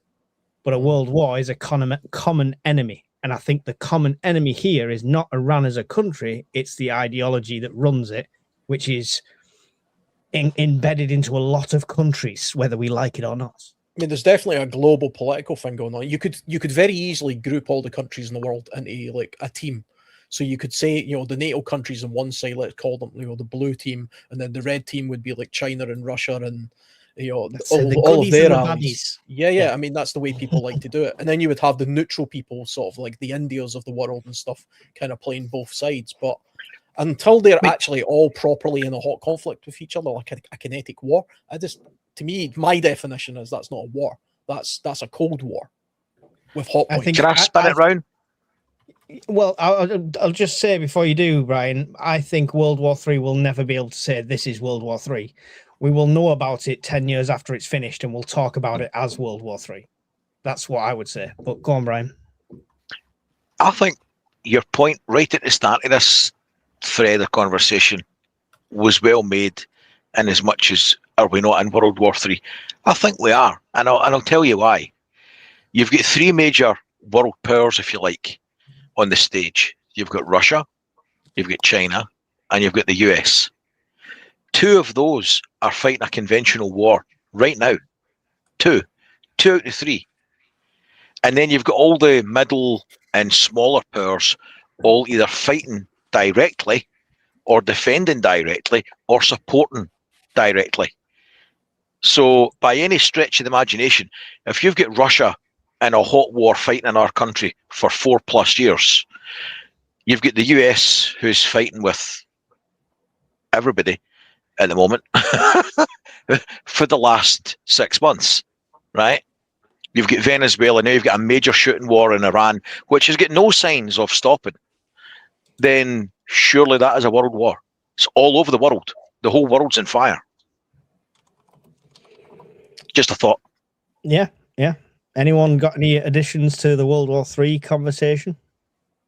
I think the World War III basis will be economic. Like this war is, it's economic. It's not we're not getting directly attacked, but our economy is going to go down the tubes because of, as a consequence of what's happening. If China blockade Taiwan, that's, you know, well, how many? 90% of electronic chips are made in Taiwan, is it? Some huge proportion. So that's economic. And it'll get to this point where someone decides, one of the major superpowers decides that they can't cope with the economic stresses they're under and go into a hot war. I'd just like to say I don't think Russia is guaranteed to back China. They're not friends. That's true. They're not friends. Like I watch China. I'm interested in China, so I pay a lot of attention to what's in their interest. And the Russians to them are they're not even close. They actually have their own conflict going on.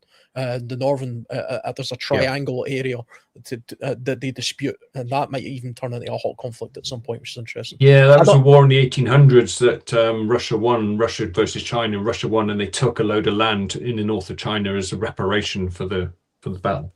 Yeah, I don't even really consider Russia to be a power in the world. I mean, it's got lots of nuclear weapons, but it's more of a regional power than anything else. It's not the Soviet Union. It hasn't got that kind of power. I mean, look what it's doing in Ukraine. I mean, if that's all it can muster, then I don't think the rest of and that's max effort. Yeah. I think it's collective groups of countries that are the problem now. It used to be the case that single countries like Germany could kind of take on the world. Nowadays, you have to be a big group. You know, it has to be all of Europe. It can't be just one country in Europe. It has to be Europe itself. China isn't large enough to be by itself, but even that needs, it needs those allies in and around about it. To be fair, mate, I think what makes you superpower now is having conviction and being willing to follow through with what you want to do. So in terms of, I think, therefore in my definition of the word, Russia is, we are, yeah. So Russia's a superpower in that sense because he invaded Ukraine, does what he wants. Same as so that's why my definition is different, because I would claim to the UK and most countries in Europe have no conviction in what they want to do.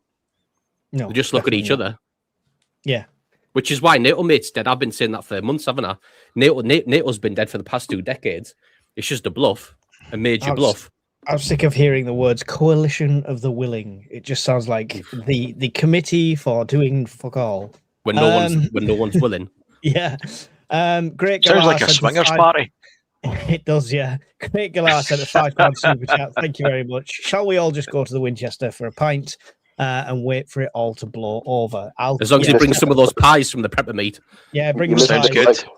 Bring the pies, Gala. Bring the pies. Thank you very much. And TAC Group became a new member of my channel. Much appreciated. Thank you very much. I just put a note in for the mods. We're going to have to stop questions coming in, guys, at the moment, unless it's a super chat, because we have 45 questions still to go.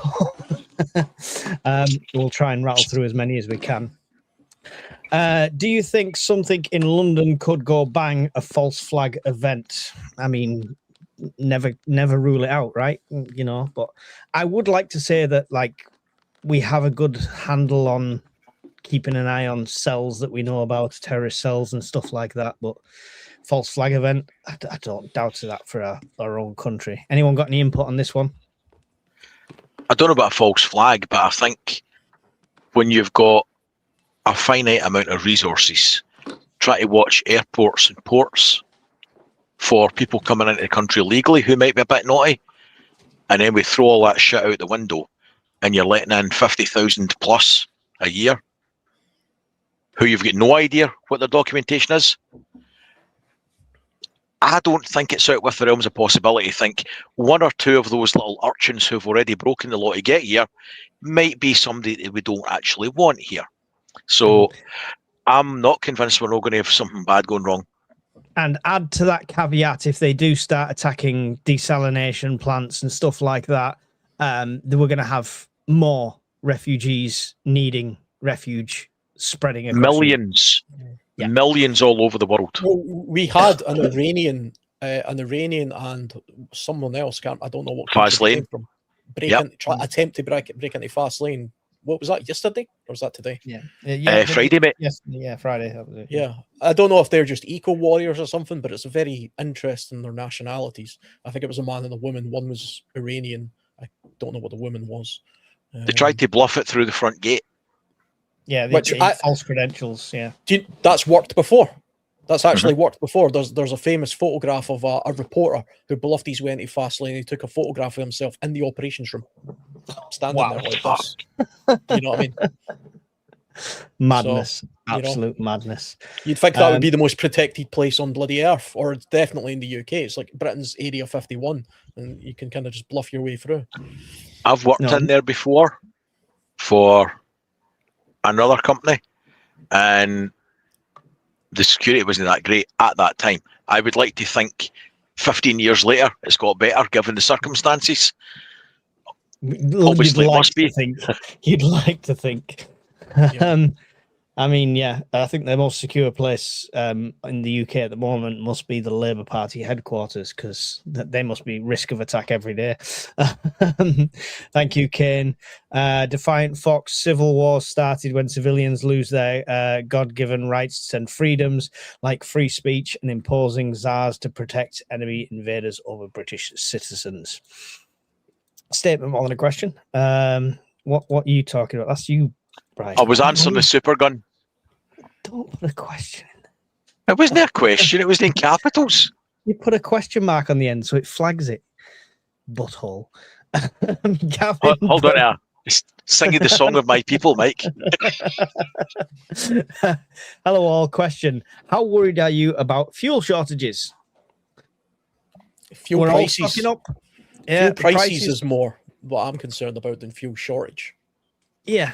I tend to agree. It's not so much a shortage is caused by the panic buying, I think, when people are seeing forecourts closed over here. But yeah, the prices, it literally day by day. I can't fill the tank today. I'll have to wait till like Tuesday, Wednesday this week to fill it up again. And I'd like to see the difference from today to then. You know what I mean? It'll be a lot more. So, anyone worried about fuel shortages? No. Not at the moment, no. I think, well, I'll answer that. I don't think we'll have a shortage of fuel other than the shortage of fuel that we cause as part of a mass panic. Yeah. And by us, I mean the government. If they turn out tomorrow after their Cobra meeting and say, we're going to have to restrict to 50 miles an hour, try and work from home, people will freak out and empty the fuel forecourts for a few days, maybe a week or so. And then it'll be back to normal, but hideously overpriced. Yeah. We'll create rationing ourselves as the price shoots up, because people just simply can't afford it. Cost of living is already bad enough in this country. Thank you, Gavin. Already had that one. I'm waiting for China to take Taiwan. Why was Japan at the White House? Because they're an ally. The Prime Minister of Japan's just been re-elected on a anti-China manifesto. So she was doing the usual rounds of meeting world leaders to say, "Hi, I'm the new Prime Minister of Japan." So there wasn't that was all it was really. She's very Trump as well. Tactfully said, "You didn't warn us about Pearl Harbor." Yes, but yeah, and there was gasps in the room. It's a fair point, though. Like, see, the media's kind of spun that a little bit as well to say as if he just out of the blue said that. He was asked the question, why didn't you alert your allies, including Japan, that the attack was going to... And he simply said, well, of course you're going to tell. It's the element of surprise. That's what he was getting to. And then the media picked up on that one thing. He's whenever the media for saying it. He's an absolute knobhead for saying it. Yeah, he is. But and she's actually very friendly towards him as well. But you know, Trump's a buffoon, and he thinks he's the man of the world. He just says what comes to his mind. That's kind of just the way it is. But whenever I see the media focus on just one sentence that Trump said, I always take the time to actually watch what the rest of the sentence was to see what other mumblings he was coming out with, and it has context. It has context. It's just not very tactful, right? It's just you're talking about a generation that is not anything to do with Japan now, because it's Trump's not that nation anymore. Yeah, Trump's a narcissist. I mean, but everybody knows that. So, I mean, that just literally takes me to a Harry Enfield sketch of the German guy in the queue going about who's sorry. I must apologize for my country's actions during the war. During the war, yeah. It's a different nation now. Marty, I've just had a lovely weekend in Swansea. Who would have thought that Wales was so nice? The English bloke top right will tell you. Yeah. Well, if it's so shit, why do England keep trying to invade it? If it's so good, why are you moving? Yeah. Touche. I had a good stag do in Swansea. There was a good stag do I went to in Swansea once. That's good. And it's down the road from the Penderyn distillery, by the way. So that's good a visit. Oh, yeah, Penderyn, nice. At what point do you think there will be a call for the people of Iran to rise up against the regime? It's been and gone. It's already happened. He's tried that, and it's a disarmed nation. It's like saying, this is why when people have mentioned civil war in this country and we've just gone, it's logistically not possible, because they're a disarmed nation, even more so than we are. So, yeah. So if you want to look at the theory behind this, look at Maslow's hierarchy of needs. The bottom layer, if anyone's familiar with it, is food, water, security. That's what Iranians are bothered about at the moment. They're not bothered about protesting on the street because they're trying not to die of thirst, hunger, or exposure. And also the RGC have said, have put their thugs on the street, or freedom fighters, whichever you want to call it, and so they are very strictly controlling the population. But I imagine most Iranians are just concerned about where their next meal is coming from at the moment. And ironically, if Trump follows through with his threats and attacks civilian infrastructure, that will only suppress the civilians and harm them more. So they're not going to be, like John's saying, they're not going to be able to rise up in some revolution when they have no electricity or fuel or food or water, because that's what they'll have to deal with that before coming to anything else. Can I point out something else? Sorry, on you go, Al. No, I was just going to say that I think the Americans are still relying on the Kurds taking the initiative because they are armed to some extent, and the CIA have been briefing them. That's well documented now. But I don't think they're a large enough fighting body. I don't think they have the desire to do so either. Just to add something, and I know we've got our American friends in the chat as well, that when we say something on here, it's not a jibe at the American people. I think they're all great. It's a lovely country, great people. But we are allowed an opinion on the leadership and what they're doing, same as you can have an opinion on ours. So this comment is specifically, if you look at history, from the Vietnam War to the Gulf Wars to Afghan, right, to Libya, Syria, all the failed states that have been regime changed, right, or supported directly, every time they get fed up and fuck off, and the people that were there fighting the war and being supported by them get left to be slaughtered. So if you study your recent history, the last 40, 50 years, you know at some point, if you do rise up and you are getting support, it's transitory and short term, and they're going to fuck off and leave you. And there's a good chance you're getting slaughtered when they go. So why would you? And I don't mean that to be offensive, but that is how it is. And the UK's been complicit in most of those campaigns. Yeah.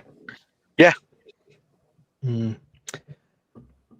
Mark's Adventures has said, as Iran attacked other Gulf nations who have capabilities to retaliate and not done, why have they not done so? They've all got the means to retaliate, but they've been deliberately holding back. I think was it Saudi Arabia recently that says that they're getting to the point where they might have to start doing something. They've expelled their ambassador. Yeah, sorry, John. No, it's okay. They've expelled Iranian diplomats, which is a sure sign that they're going to intervene. The problem with that is that the Houthis will then go mental because they're like honey badgers, and they will start attacking Saudi Arabia. So they just don't give a fuck. They're just like, yeah, whatever. That could be the opening up of the second front. The fact they also, by and large, don't have big militaries or vast stockpiles. So if they did, so the reason they hold them back is they don't have much to retaliate with. They haven't got large stockpiles. They're not like a, do you know what I mean? They haven't got masses and masses of stuff to retaliate with, which has rather been holding back. None of those countries are actually particularly friendly with Iran, apart from Qatar, who are basically their allies. But they like to play play both sides. I mean, that's their Sunni and Shia, isn't it? That's the difference. Mm. Is it Sunni and Shia? Yeah, it is. Yeah. If the Middle East becomes nuclear wasteland, how fast will the world's economy collapse? Minutes. Yeah. I mean, this is the concern right now. Without nuclear, it doesn't have to become nuclear for that to happen, I would say. But yeah, hopefully that's never going to be the case. I'm fully prepped. I've got a 12-volt battery to boil my kettle and 12 tins of beans. I'm good to go. Well done, Telder Boy. I know you're lying.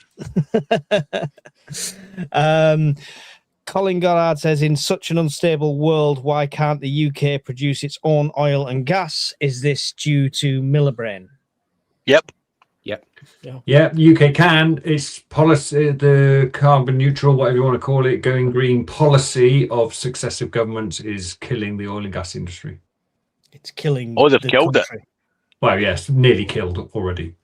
I think there's a very small, slim window of opportunity, isn't there, Brian? We were talking about this the other day, where they could just about get a couple of the oil rigs out there and stick them on top of a cap. That would involve admitting mistakes. That would involve admitting they were wrong, which will never happen. Yeah. They won't do it, because if they do actually do that, you'll have some lentil-eating, blue-haired, screeching fun bag sticking themselves to the fucking tarmac when they try and put the, you know, that. So it's just, we're surrounded by woke lettuces and half of them are in power, unfortunately. So they'll still be wringing their hands saying that so everything's going to be fine when the lights go out. And make no bones about it, 5 to 10 years, the lights are going out. Yeah. If we're lucky, 5 to 10 years is a very conservative estimate, I would say. Plus, the devolved government in Scotland for 20 years is very against oil. You know, the SNP government and the Green Coalition, they couldn't be more against oil if you tried. And because of the way our government is set up, they'll probably be in power for another 20 years, unfortunately. And they're just as anti-nuclear as well. Oh, they're very anti-nuclear, which is held back thousands of jobs and security in Scotland and the rest of the UK, but more specifically in Scotland. Can't we all just get along, sit in circles, and kumbaya? It's the greenest energy as well. I can never understand why the Greens are against nuclear energy, but I think that's because they grew up believing that the word nuclear is bad. Yeah, pretty much. Thread scenario, hopefully not. I don't think we'd get to that point at this stage. What about the kids? I mean, yep. Don't care, I haven't got any. Won't anyone think of the children? They're delicious. 180 for 6 hours. That didn't work out too well for Gary Glitter. Moving swiftly on, Dominic Moore says, I asked a few weeks ago if you thought the UK could go to war and face conscription. You all felt no. Has your view now changed? I think, personally, I don't agree with conscription. I'm with Andy on this one. It's ridiculous. It waters down our capabilities, our forces. It puts good men at risk. However, I wouldn't put it past this government, is what I would say now. Anyone got any thoughts on this? I still think it's a big no, mate. And for the same reason, I think we didn't help America with Iran. It would massively show our hand of how ill-equipped we are. So you start, if they want to start conscription, mate, they had to start doing resource gathering 2 years ago. So if you start conscription now, you've got nowhere to house them, you've got nowhere to feed them, you've got nowhere to clothe them, you've got no weapons for them to fire, you've got no equipment for them to train on. And like Alan said last week, mate, no pointless having a standing army and paying people when they've got nothing to do. So why would there be conscription in for all those reasons I've just outlined? They sold all the military accommodation and camp away to Landmark, or vast majority of it. They give all of our equipment away to Ukraine. They've got nowhere to house you, they've got nowhere to feed you, they've got nowhere to clothe you or train you. So what would be the point of conscription? You'd just be paying people to sit at home. I don't understand what the point of. Yeah. We should be. How depressing is that? That's the state of the UK military. I mean, that really is a ringing indictment. It's terrible.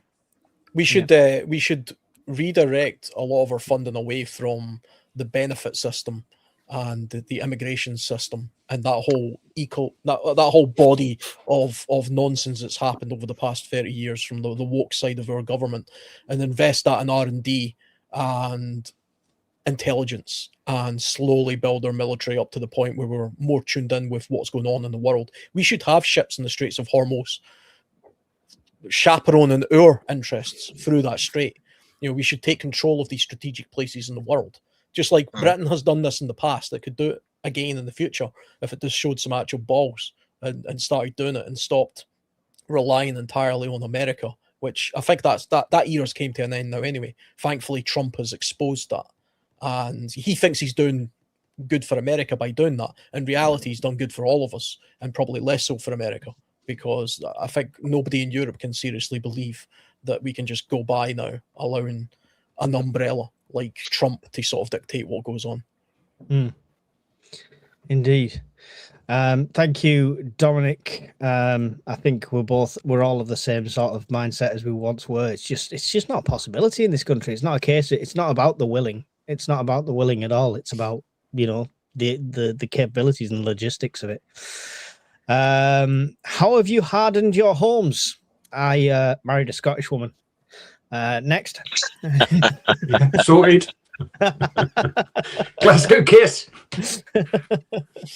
Hardened your homes. Anyone increase the security for as part of their preps? Maybe not necessarily just for this situation, but in general. Anyone done extra security on their homes? On my new Even if I home, did, I wouldn't mention it. Sorry. on my new home, I'm planning additional security. That's all I'll say. There you go. He's got a guy at the front door with a bell, and if someone breaks in, he goes, "Yee, John Wick." I thought he'd put an elastic band around the sheep's willy. Keep it awake. Someone's I've all done staff that. from the basement at the same time, and they all come running up. I put elastic bands around lamb's balls. Yeah. Maybe the conscription thing, Andy. Maybe that's why they're doing the crossbow thing, because they're going to get all this everyone handing in crossbows, and that's how they're going to arm them all. We have regiments of people with adders and stuff. You know what, mate? That wouldn't even surprise me. You know, you're joking. That wouldn't surprise me. Get all the longbows out of the Leeds armory, and we'll have archers again. That's what our military will devolve to. For me, I've got the usual security that we've talked about many times on the fireside. You know, just the common sense stuff: bolts on your doors, locks on your windows, alarms, cameras, stuff like that. We've done many episodes on security and home security. So yeah. To be fair, Mike's bad luck is the ultimate prep, because someone would try to break into his house, and the door handle would snap off. They'd fall backwards and crack their head and die on the Well, they cut their wrist on the glass. Home Alone. Yeah, it would be like Home Alone. Yeah. But I'd just be sat there, and it'd just all be happening around me. But you're in an unfortunate position, Mike, is that you could just gather up a dozen of your kids, and they could sort of like, you know, do a mass attack on the intruders that came through the door.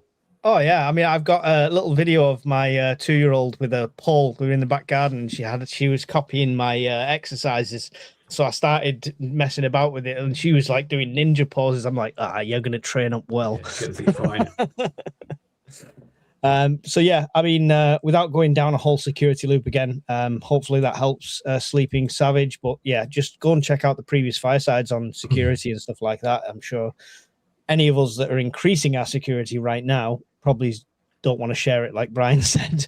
There's a few things you can do to just sort of have on standby. You can get those little window alarms that you just stick in either side of the window. You can get the little wedges that make a noise when someone pushes the door, or like, just, you don't have to implement them, just have them ready to go if you feel insecure enough. Yeah, just have to use them. Self-assessment of your own home, do layers, and think about slowing people down. That is your objective. Your objective is not to stop them in the tracks with some sort of Vietnamese deadfall trap. It's to slow them down so you can make an escape. So fire doors, marbles on the floor, right? You are? Marbles on the floor. Marbles on the floor. Paint cans on strings coming from the stairs. Yeah. How you spell in Vietnamese again? Vietnamese.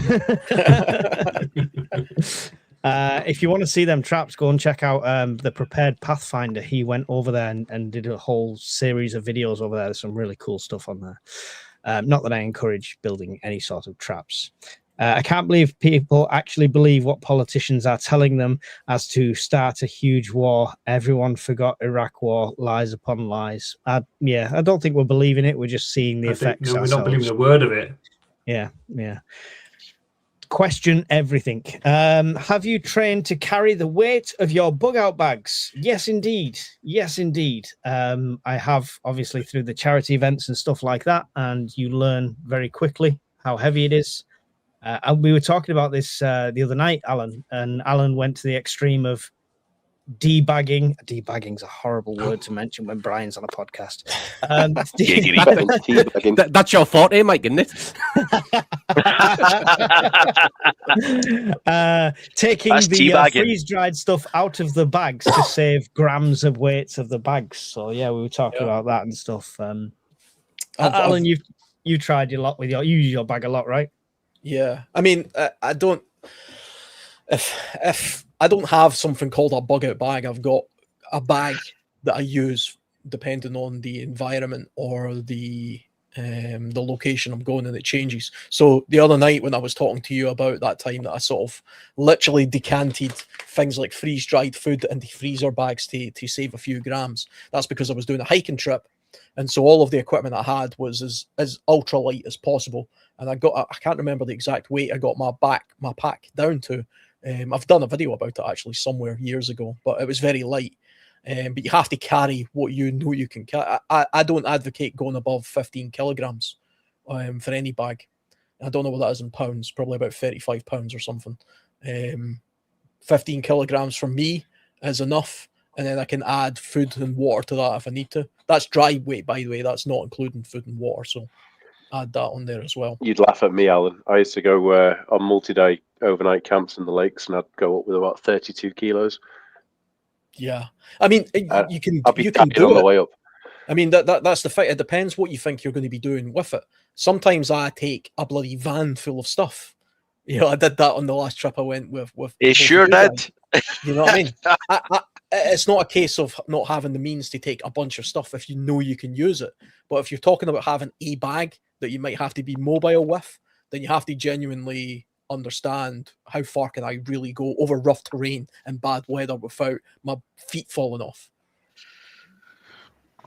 You're on mute. Sorry, mate. Talking to myself. Don't think it's something you've done when you're 21 as well that you can still do when you're 51. If you don't test it regular, your strength changes. Yeah. So at Brian's age, you could probably do about 5 kilos now.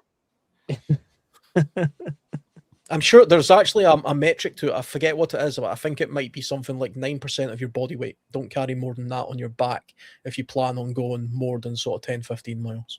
Yeah, I mean, I get all the rough guidelines. I would purely say it's down to the individual, the strength, the endurance, how much you do it. You'll always get some Royal Marine bloke who says, I used to carry 110 pounds and it was fine for me. Well, yeah, you were 22 years old and you can do it for a few years. Now your knees are a bag of shit. So, yeah, I mean, that's... Then you see him jogging all together with octopus straps going everywhere and it's hilarious. But, you know, carry on. Your kit will be self-selecting as well. If you bug out and you've got an 80-kilogram pack in your back, you'll soon learn what's important. Yeah, definitely. I can leave a few kids behind. So yeah, I think most of us have took that into consideration. It's definitely a good point to bring up. With regards to this question, you do not have to say anything, but it may harm your defense if you do not mention questions, something you later rely on in court, so we won't be answering. But yeah. Thoughts on the UK crossbow ban coming? We've already done that one. Yeah. Lads, where can I get that dehydrated water from? That's I'll sell you some. Go and check out the Sofa Survivalist at Sofa Survivalist on YouTube. He's the man to ask for that. He'll definitely hook you up. Alpha Romeo 09er says, I think maybe one for John. Any views on the meningitis outbreak? Will this affect anything going on elsewhere? I've just read now during this podcast that the numbers have actually come down for the first time. So it's being contained. Meningitis is nowhere near as contagious as the flu, as COVID, as anything like that. The reason it's spreading through universities is because they're all dirty bastards. So we should be pretty safe, is what I would say. John, it was addressed to you. Sorry, I didn't mean to answer for you. But No, it's okay. No, absolutely right, Mike. The numbers are coming down now. So it's, although it is a big outbreak for meningitis, it's not a big outbreak for the country. So just keep that in perspective. UK HSA have been all over it. That's their job. They have people on standby 24 hours a day. They have health experts 24 hours a day.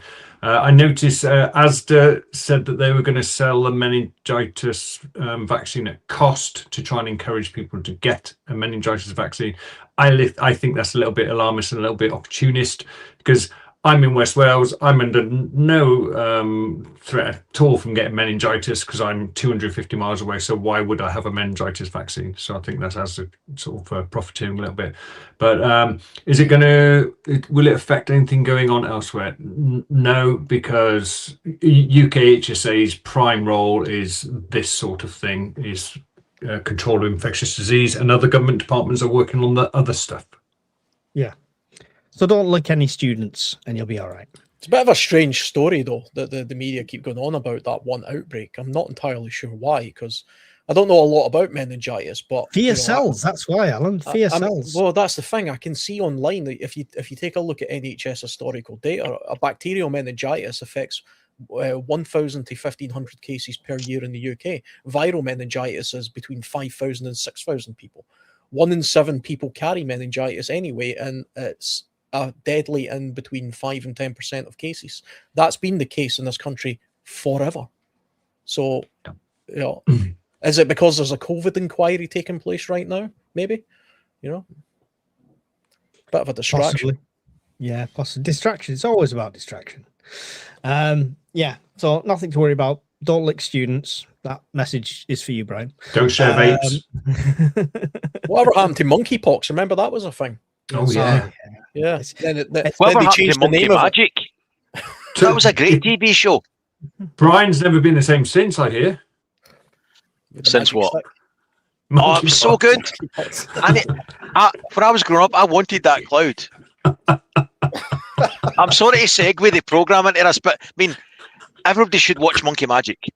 It was brilliant. I have no idea what you're talking about. Is that? Did they have a no magic way. stick? They had a Cloud. magic stick, eh? Not a clue. Cloud. What? Welcome to the age gap. Welcome to the Used age to gap. have never seen Monkey. Oh, no way. Fuck. I grew up with Captain Planet, all right? That's my generation. Yeah, I remember. Who's Captain fucking Planet? He's a hero. He's going to take pollution down to zero, of course. That explains a lot. It's Miliband in a cape and a blue skin. That explains your aversion to plastic then. I'm saving the universe. One kid at a time. Any of the panel recommend a decent air rifle? No. No. What projectile tools can you guys have in the UK? Stones. Yeah, throwing squirrels. We have all sorts of range sports in the UK still. We have archery, we have air guns, we have shotguns, we have rifles, we have pistol shooting over a certain length, which is pretty much carbines more than pistols. We have everything that most other countries can do for legalized sporting purposes only. Right up to 50 caliber. There we go. It's pretty expensive though. If you're prepared to go through the ball ache to get a license for it. Yeah. How much weight should a bug out bag weigh for somebody to have a successful bug out? It doesn't matter. It's look at what you need, test it, use it, take it out there, go out for a weekend. You don't even have to bug out to somewhere wild and put yourself in any sort of danger. Just go to a local campsite and test the stuff just from your bag if you feel safer doing so. And you'll realize what you don't use. You'll realize what you need, what you're missing, and you'll build up your own thing. And then it's all down to your physical strength. We cannot tell you. Andy's bag's going to be vastly different from mine. It's going to be vastly different from Alan's, from Brian's and stuff like that. So it's not a single point. So I'd just say test, reuse everything. Anyone want to add anything to that? Yeah, you could always bug out to the Savoy with John. I'll be there. Live the dream. I'll even pay for your room. I'll have you know, he has fell on rough times. He was at a Best Western the other day. No, worse than that. Holiday Inn what was it? Express Holiday Inn Oh. Express. with Holiday the Inn public. Express. I'm surprised you didn't burst into flames when you crossed through the automatic doors. Even the staff lost respect for him when he got home. So I'll just kind of finish. I was going to answer that question. Go for it. It depends on what your risk assessment is and what your plan is. What's your most reasonable scenario for your bug out? If your bug out is to go next door to your neighbour's house, take your 180 kilograms with you. It doesn't really matter. If you have a car when you bug out, which is not unreasonable unless we've had an EMP, you fill your car up with stuff. If you're planning to trek 50 kilometers over rough terrain to get to a safe place, you're going to have to carry as little as possible. So, as you just said, there's no real answer to it. It's what is your bug out scenario, or what is your most likely bug out scenario? Tailor it to that. And Yeah, if you it was decide like- to do like it on when a bike, people- take painkillers. Yes. Say again? Ice cream. Ice cream. Take a lot of painkillers. No, it's like when people have said, people critiqued my videos for my get home bag, and then they've put comments in there saying what I'd done wrong. It's like, I've not done anything wrong. This is my get home bag. I know what I can do, what I'm capable of, and which way I'm going. How can you tell me anything's wrong? If your get home from work is an hour's walk, what do you need in your get home bag? Nothing. Bottle of water and some trainers. You can get home. 4 It's cans of irrelevant. Pepsi. Yeah, no, don't do that. Don't weigh yourself down with pointless crap. So yeah, hopefully that's helped in some way, Mr. Knight. But I would say look at videos on all of these guys' channels, have a look at different loadouts and stuff, and just test and see what's best for you. Should they start registering cricket bats then? Yes, again, Lethal. you how stupid you want to go with this is endless. You know. He Retina got kicked. damage. He got kicked. Yeah, From on account of being a bit of a chopper, so he's gone. Okay. Well, I'll answer his question anyway. On crossbows, what sort of spec to look for? No idea.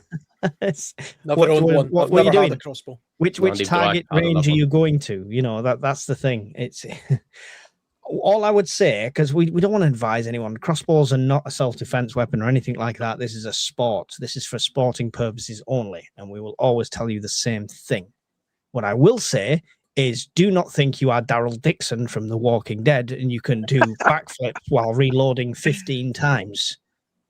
If you think, oh, that 150-pound draw weight crossbow looks great, go to your friendly local shop and test it, cock it, see how much strength it takes, even with the cocking strings, to actually cock that crossbow.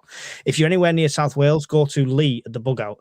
He's got stuff in there that you'll let you just take on the range and test for yourself. So it's all down to your ability and what you want to do. I'm trying to answer some of these as diplomatically as possible. Can you tell? Brian, are you completely off grid electric wise? No. Short answer, no.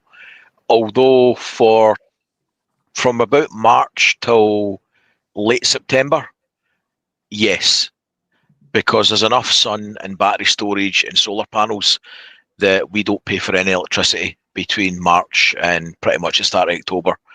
However, solar being solar, it does not give us enough to meet our needs and demands from about October till start of March, more or less.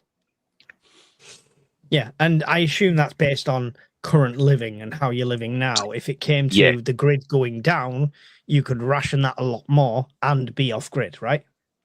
100%. If the grid was down with the amount of solar panels on both sides of the roof and on this workshop and the folding ones and the power banks, we would be functionally independent for the grid. Unless it was a really bad winter, I'd need to do supplemental charging. As a rule of thumb, if it's a 500 watt panel, you'll get about 10% in the winter on average. There you go. And the winter in Scotland is about 11 and a half months of the year. So, does anyone make their own biofuel? Nope. Nope. Sorry. Hawkins, are you still awake? Still here, mate. I know a guy who does biofuel, but it's not me. All right.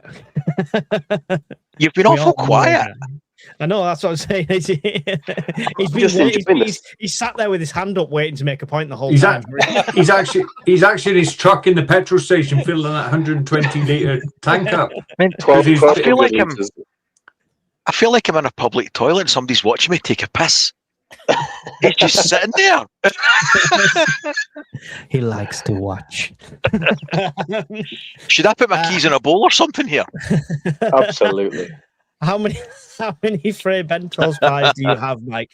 I don't know. I'd have to check my list, but I think it's about 15 at the moment. I do eat them. This is something I eat on a regular basis. So, but yeah, Rogers. I've just done a video for Rogers, the close to date wholesalers. They've got loads in at the moment, and they're really cheap. So, and we know sell by dates mean nothing. So I'll update you on that soon. Tack Group, do any of you use power tools batteries for preps? I have battery, kettle, radio, lighting now. Would be great to hear your thoughts about using power tools batteries.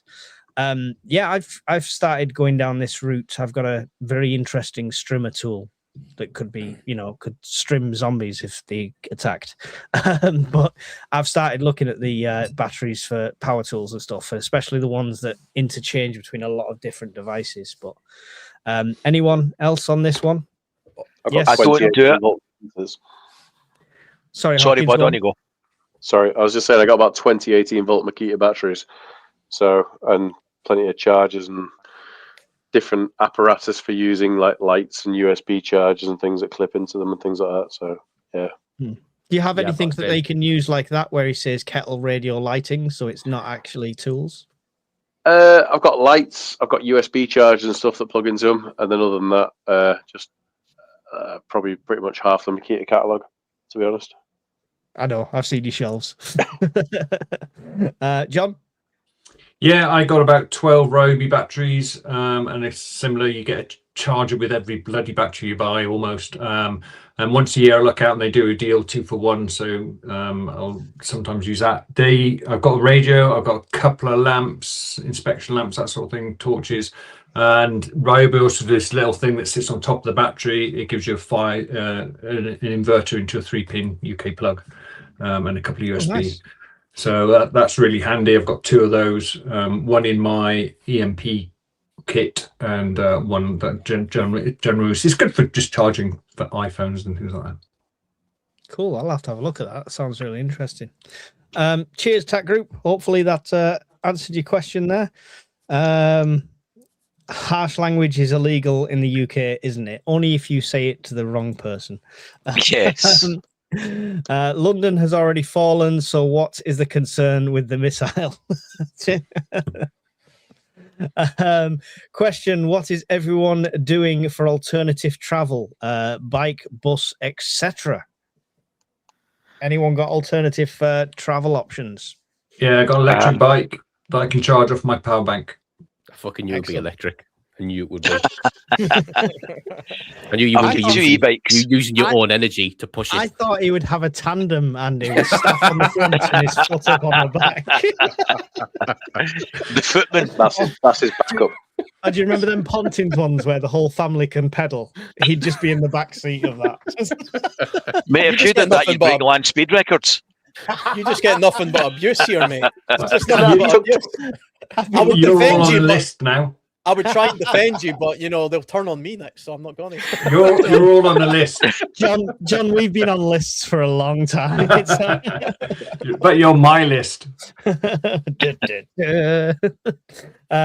John's got an electric bike. Anyone else? 2 electric bikes. But the car's electric as well. Well, so Sago, sorry, Brian, sorry. Where's all the abuse for Brian's electric bike? It's not for Brian. because I pedal it myself.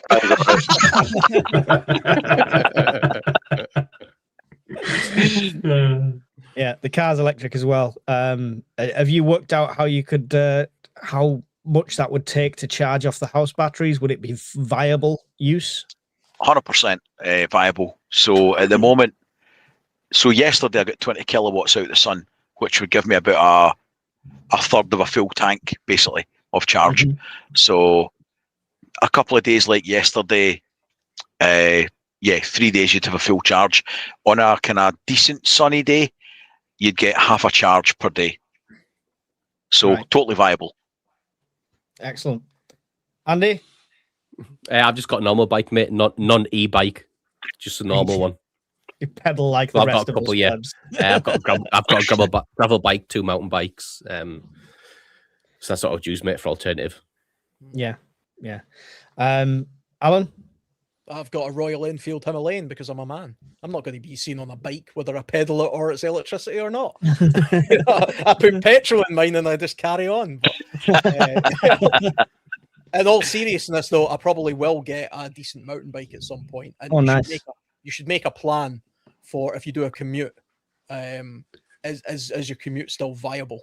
If you suddenly had extreme fuel shortages or no access to a car. Luckily, I could walk to work, so I don't think about it as much. But I have had jobs in the past where I can't get there without a car, so I would seriously think about an alternative if I worked there still. Mine's like nearly 90 miles. So I literally turned around to my boss last week and said, this fuel thing carries on.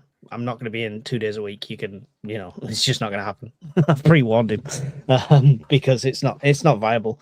I've done the bike thing and stuff like that. And to be honest, I was better on foot doing the hike than I was cycling over distance. I have the wounds to justify that. Then that's saying something. Yeah, that's definitely saying something. Yeah. So, I'd be back to walking. I'd love a horse, but they frown upon it in city centres. So it'd be a tin of dog food in 3 seconds as soon as you touched it. Poor old Dobbin, the pantomime horse, is dog food. He'd be in the glue factory. See, it's not just you, John. See, I get it all the time. There you go. Mr. T and Dr. P says Gov came out and said about tracking victims so they don't come too close to convicted attackers. To me, seems like a soft rollout of tracking everyone. Morally, tracking the victim seems very wrong. That can't be right, surely. Not a clue about what he's going on about, to be honest. Yeah, it's the slow rollout of facial recognition and tracking and stuff like that, I assume. But yeah, interesting. I don't know enough about this to answer any sort of question on it, so I will have to look into it. I imagine it has to be some sort of alert system for the victims if they come too close to a convicted attacker that's got an ankle tag or something. Surely. Is it like Wedlock? Has anyone seen the film Wedlock? Is it like that, but the opposite direction? You get too close, your head blows up, that kind of thing. Nice. No? Vote Mike for the next election. I'm going to look up on it, though. That's interesting. Yeah, it is. It's scarily interesting if that happens. John came in with some facts of distance from northwest Iran: London 3,710, Portsmouth 3,775, Southampton 4,000, Leeds 3,830, Birmingham 3,840, Newcastle 3,850. Get in, we don't mind. Hit Newcastle. Manchester 3,870, Edinburgh 3,960, Glasgow 425. So yeah, we're pretty much all in range. But I mean, how can Southampton be 4,000 and Glasgow 425? I don't know. Maybe because it's closer, John. Flat Earth, John. Flat Earth. I know as an officer, but I reckon there's more than 25 kilometres between Glasgow and Southampton.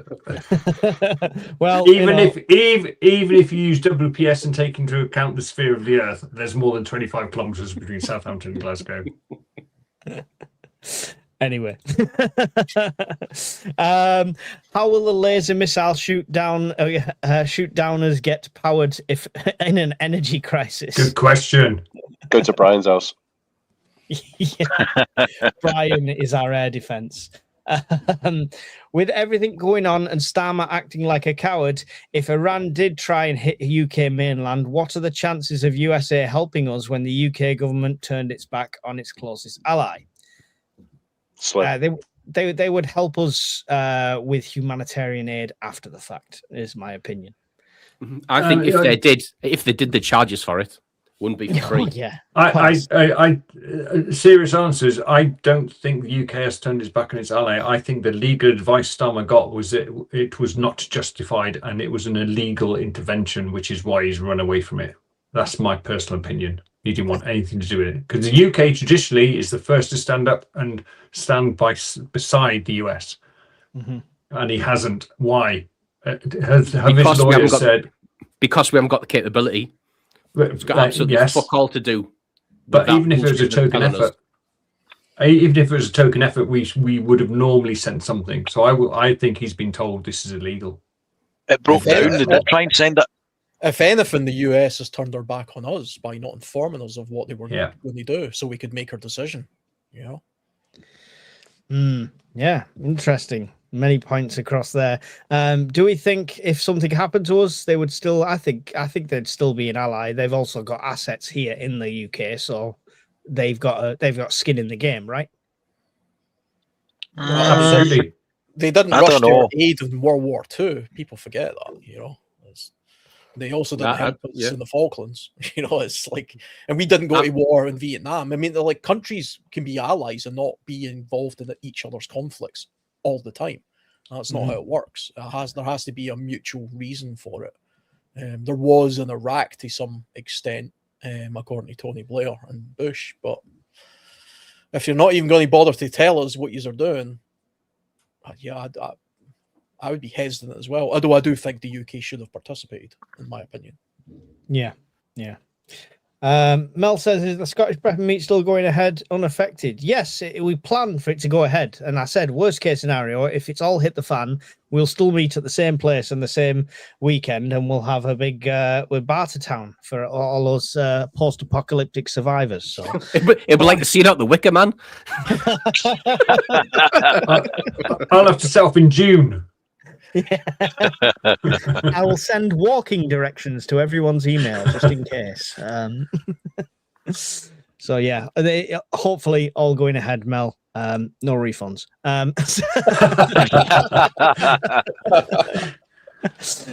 Seems a very basic question. If you had no water for say over 2 weeks, you've gone through your stored water, how are you washing yourself and your clothes? In the river. Okay. You don't. So I'm washing myself with wet wipes Mm-hmm. to a certain extent, because if you use them too often, the chemicals start to affect your skin. But and my clothes, I wouldn't. Yeah. I'd smell. No one made a joke about his soft RAF skin there, no? I was about to, mate. I was about to. There was loads of cases of lads who deployed out on the ground, mate, in Afghan, not like Kandahar, who actually deployed out on the ground. As a bastion, thank you. Fucking even worse. There was so there was like loads of lads who deployed out on the ground, mate. Like water was always for drinking, shaving and cleaning, and washing your clothes was always secondary. So if you only had water to drink, like I would just drink it, mate. I wouldn't worry about. Yeah, grow a beard. Yeah.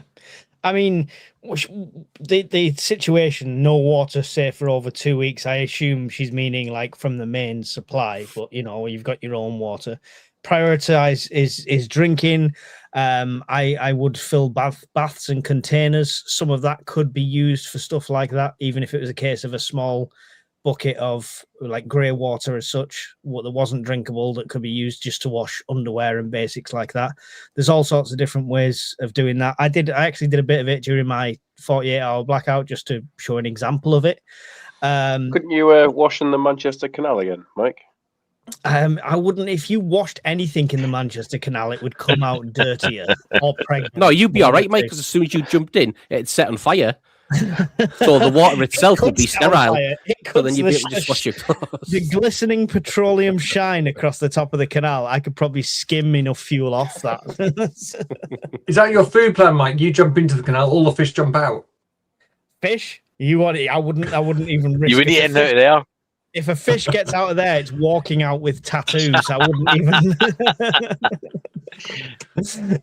But yeah, I mean, fresh water sources, stuff like that, especially if you've got access to a river or anything like that, by all means, wash clothes and stuff like that. Just remember what's downstream. Remember wherever you do stuff upstream, it affects downstream and stuff like that. So don't be putting chemicals in the water to wash your clothes, then filling your water bottles both lower down. You know, just a bit of common sense in practice there. Anyone else? No, you would just go back to medieval times, really, and you would prioritize drinking, like everybody else is saying, and wash very sparsely when you could.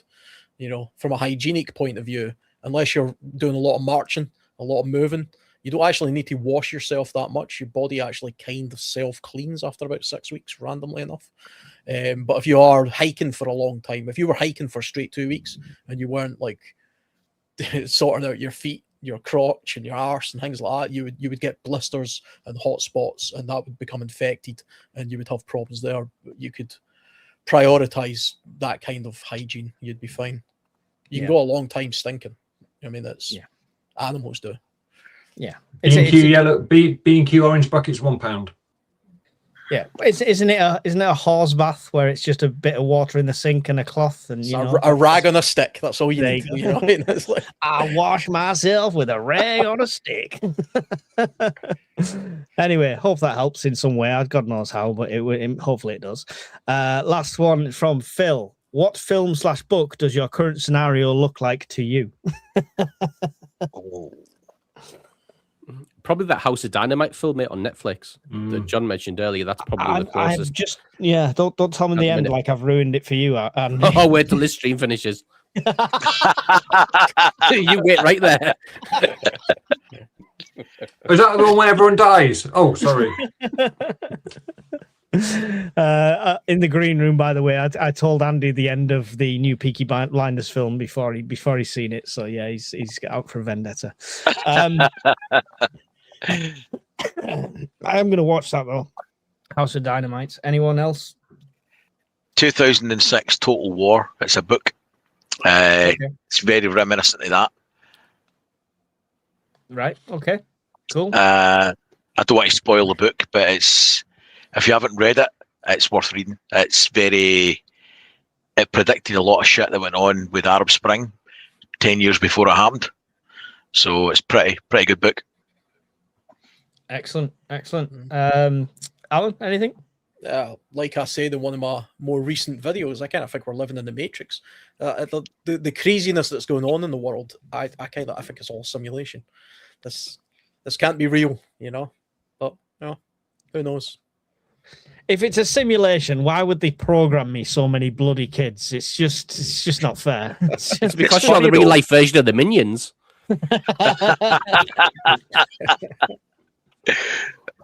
That made me Gru. Yeah. No. It's the goo that's the problem, no Gru. Too much goo. Lipstick taser. I mean, it's difficult to say, but I mean, everything we hear about this government pushing ridiculous laws through while other stuff's going on in the world, I'm still going to stick with we are on our way. If there was a prequel to the 1984 movie, that's what we're in right now, and that's what we're heading towards, in my opinion. Anyone else? Movie, book, current scenario? Nope. All done. That is the end of them questions. That's not bad. 2 hours, 20 minutes. There was other questions coming afterwards, but I did say I couldn't, we had to stop taking them at some point. So there's always millions of questions on these things. So hopefully, if you've not had your question answered, you can join us on the Discord. All of us are on the Discord, and as well as a massive community, well over 400 preppers, survivalists, and homesteaders, etc., from all over the world. Always welcoming in anyone, and we can talk about anything you want to talk about on there. To a degree, read the rules. We've had to add new ones. I'm trying to scroll to the bottom here. I'm 400 comments behind, so I am trying to scroll to the bottom. There was no super chats or anything I missed. That's all right. Okay, cool. 330 people still in here. I'm not going to go around all the table for everything because, John and Hawkins haven't pulled the finger out and made a channel. But Andy, tell everyone who doesn't know about the Bombardier. Bombardier YouTube channel. It's got kit reviews, military angle and stuff from my time when I was in service. And then I've got another one called Andy Hates Shadows and Sightings, and that's about weird and wonderful stuff I experienced during military service as well. So UFOs I saw in Afghanistan and all that type of stuff, if that floats your boat. Excellent. Anything coming up soon? Loads of stuff, mate, but it's typical me in that. So I'm going to do stuff all the time, and then nothing ever appears. So I won't promise anyone anything. Under promise, over deliver. That's the way to do it. Brian, Scottish Prepper 73. What's your channel all about, and what's coming up? I try and concentrate on preps that make life easy, that try and keep your lifestyle normal, rather than running out into the forest to hunt squirrels with a stick at the first sign of a power cut. So I would prefer to keep tech as long as possible than to throw it all out the window should anything go wrong. So my interests are predominantly solar and backup power systems, kit reviews, anything to make your life that little bit easier should the unexpected happen. Excellent. And what videos are coming up? Mate, I've got a backlog that I've not done anything yet. See the little wind-up radios with solar panels on them? I've got one in bits somewhere over behind those screwdrivers, and I'm taking out the nasty Chinese battery and putting in a decent battery. And I'll be doing a video review on how long the shitty battery works when you get it versus how long a decent one lasts. So for the sake of about £9, you'll be able to extend the longevity of its function. Upgrade your radios. And you got a knife review to do as well, right? Yes, that'll be tail end of next week. Excellent. And a giveaway. So go and check out Brian's channel for that. Alan, World Survivalist, what have we got coming up, and what's your channel? My channel is like the exact opposite of Brian's. I have no power lines. nothing to do with prep. What interesting. But I do have a video about how to catch a squirrel with a stick. In the woods. Shots fired. Shots fired.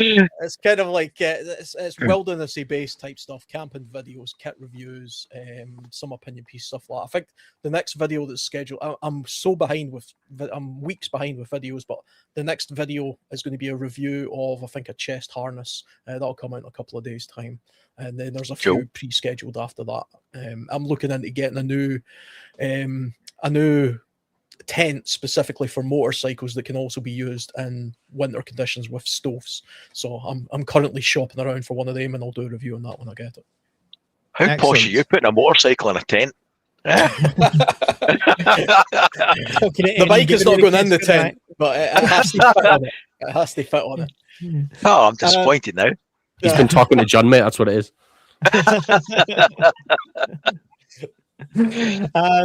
My channel, if you're watching any of the others, is pretty much this, bringing lots of preppers together, taking you through my prepping journey, the different things I'm doing, including the mistakes and the mess ups and the uncharged stuff and the things that set on fire, as everyone will allude to. So it's worth tuning in just to see things and see if Mike's blown himself up this week. This week I've got a review of Rogers, which I've been to get some preps at. I'm going to do an update on the Prepper Pantry, and I've started my gardening stuff as well. So that's going to go onto the channel as well.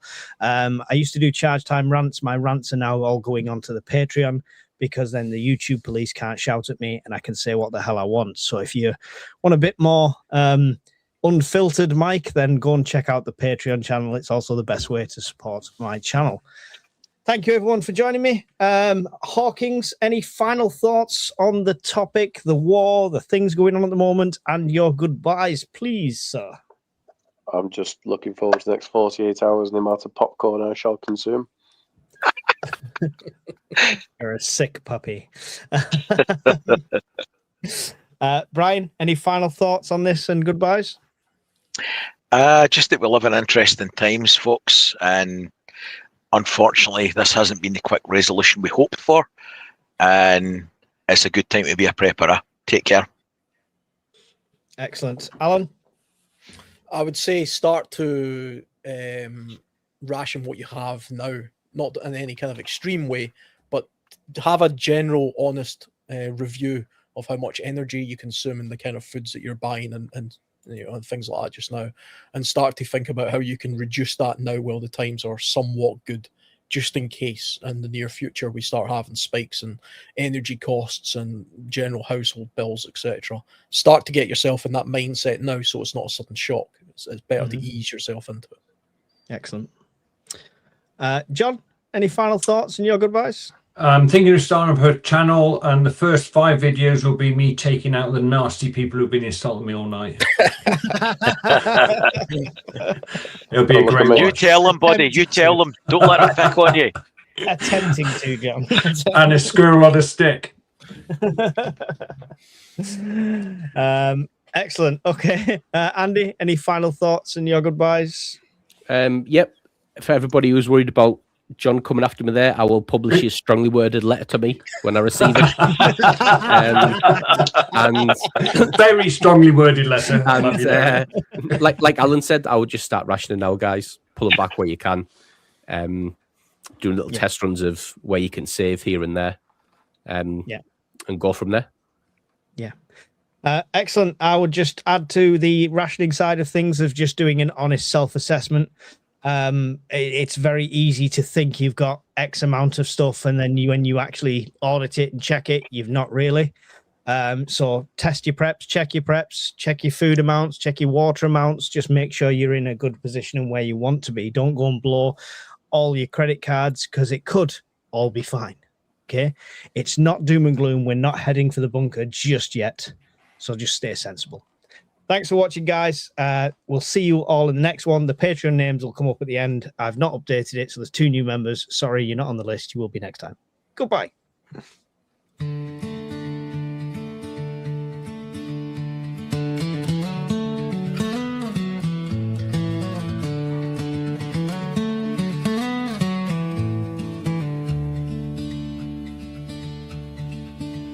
Round the fire, warm and bright, stocked up food for the night. Got our plans set in gold for the days when it's cold. Tools and gear stacked up high in the cabin we reside, listening to the winds howl, prepping for the morning's prowl. At the prepper's fireside we stay, ready for that fateful day. Stories shared and hearts alight, round the fire every night.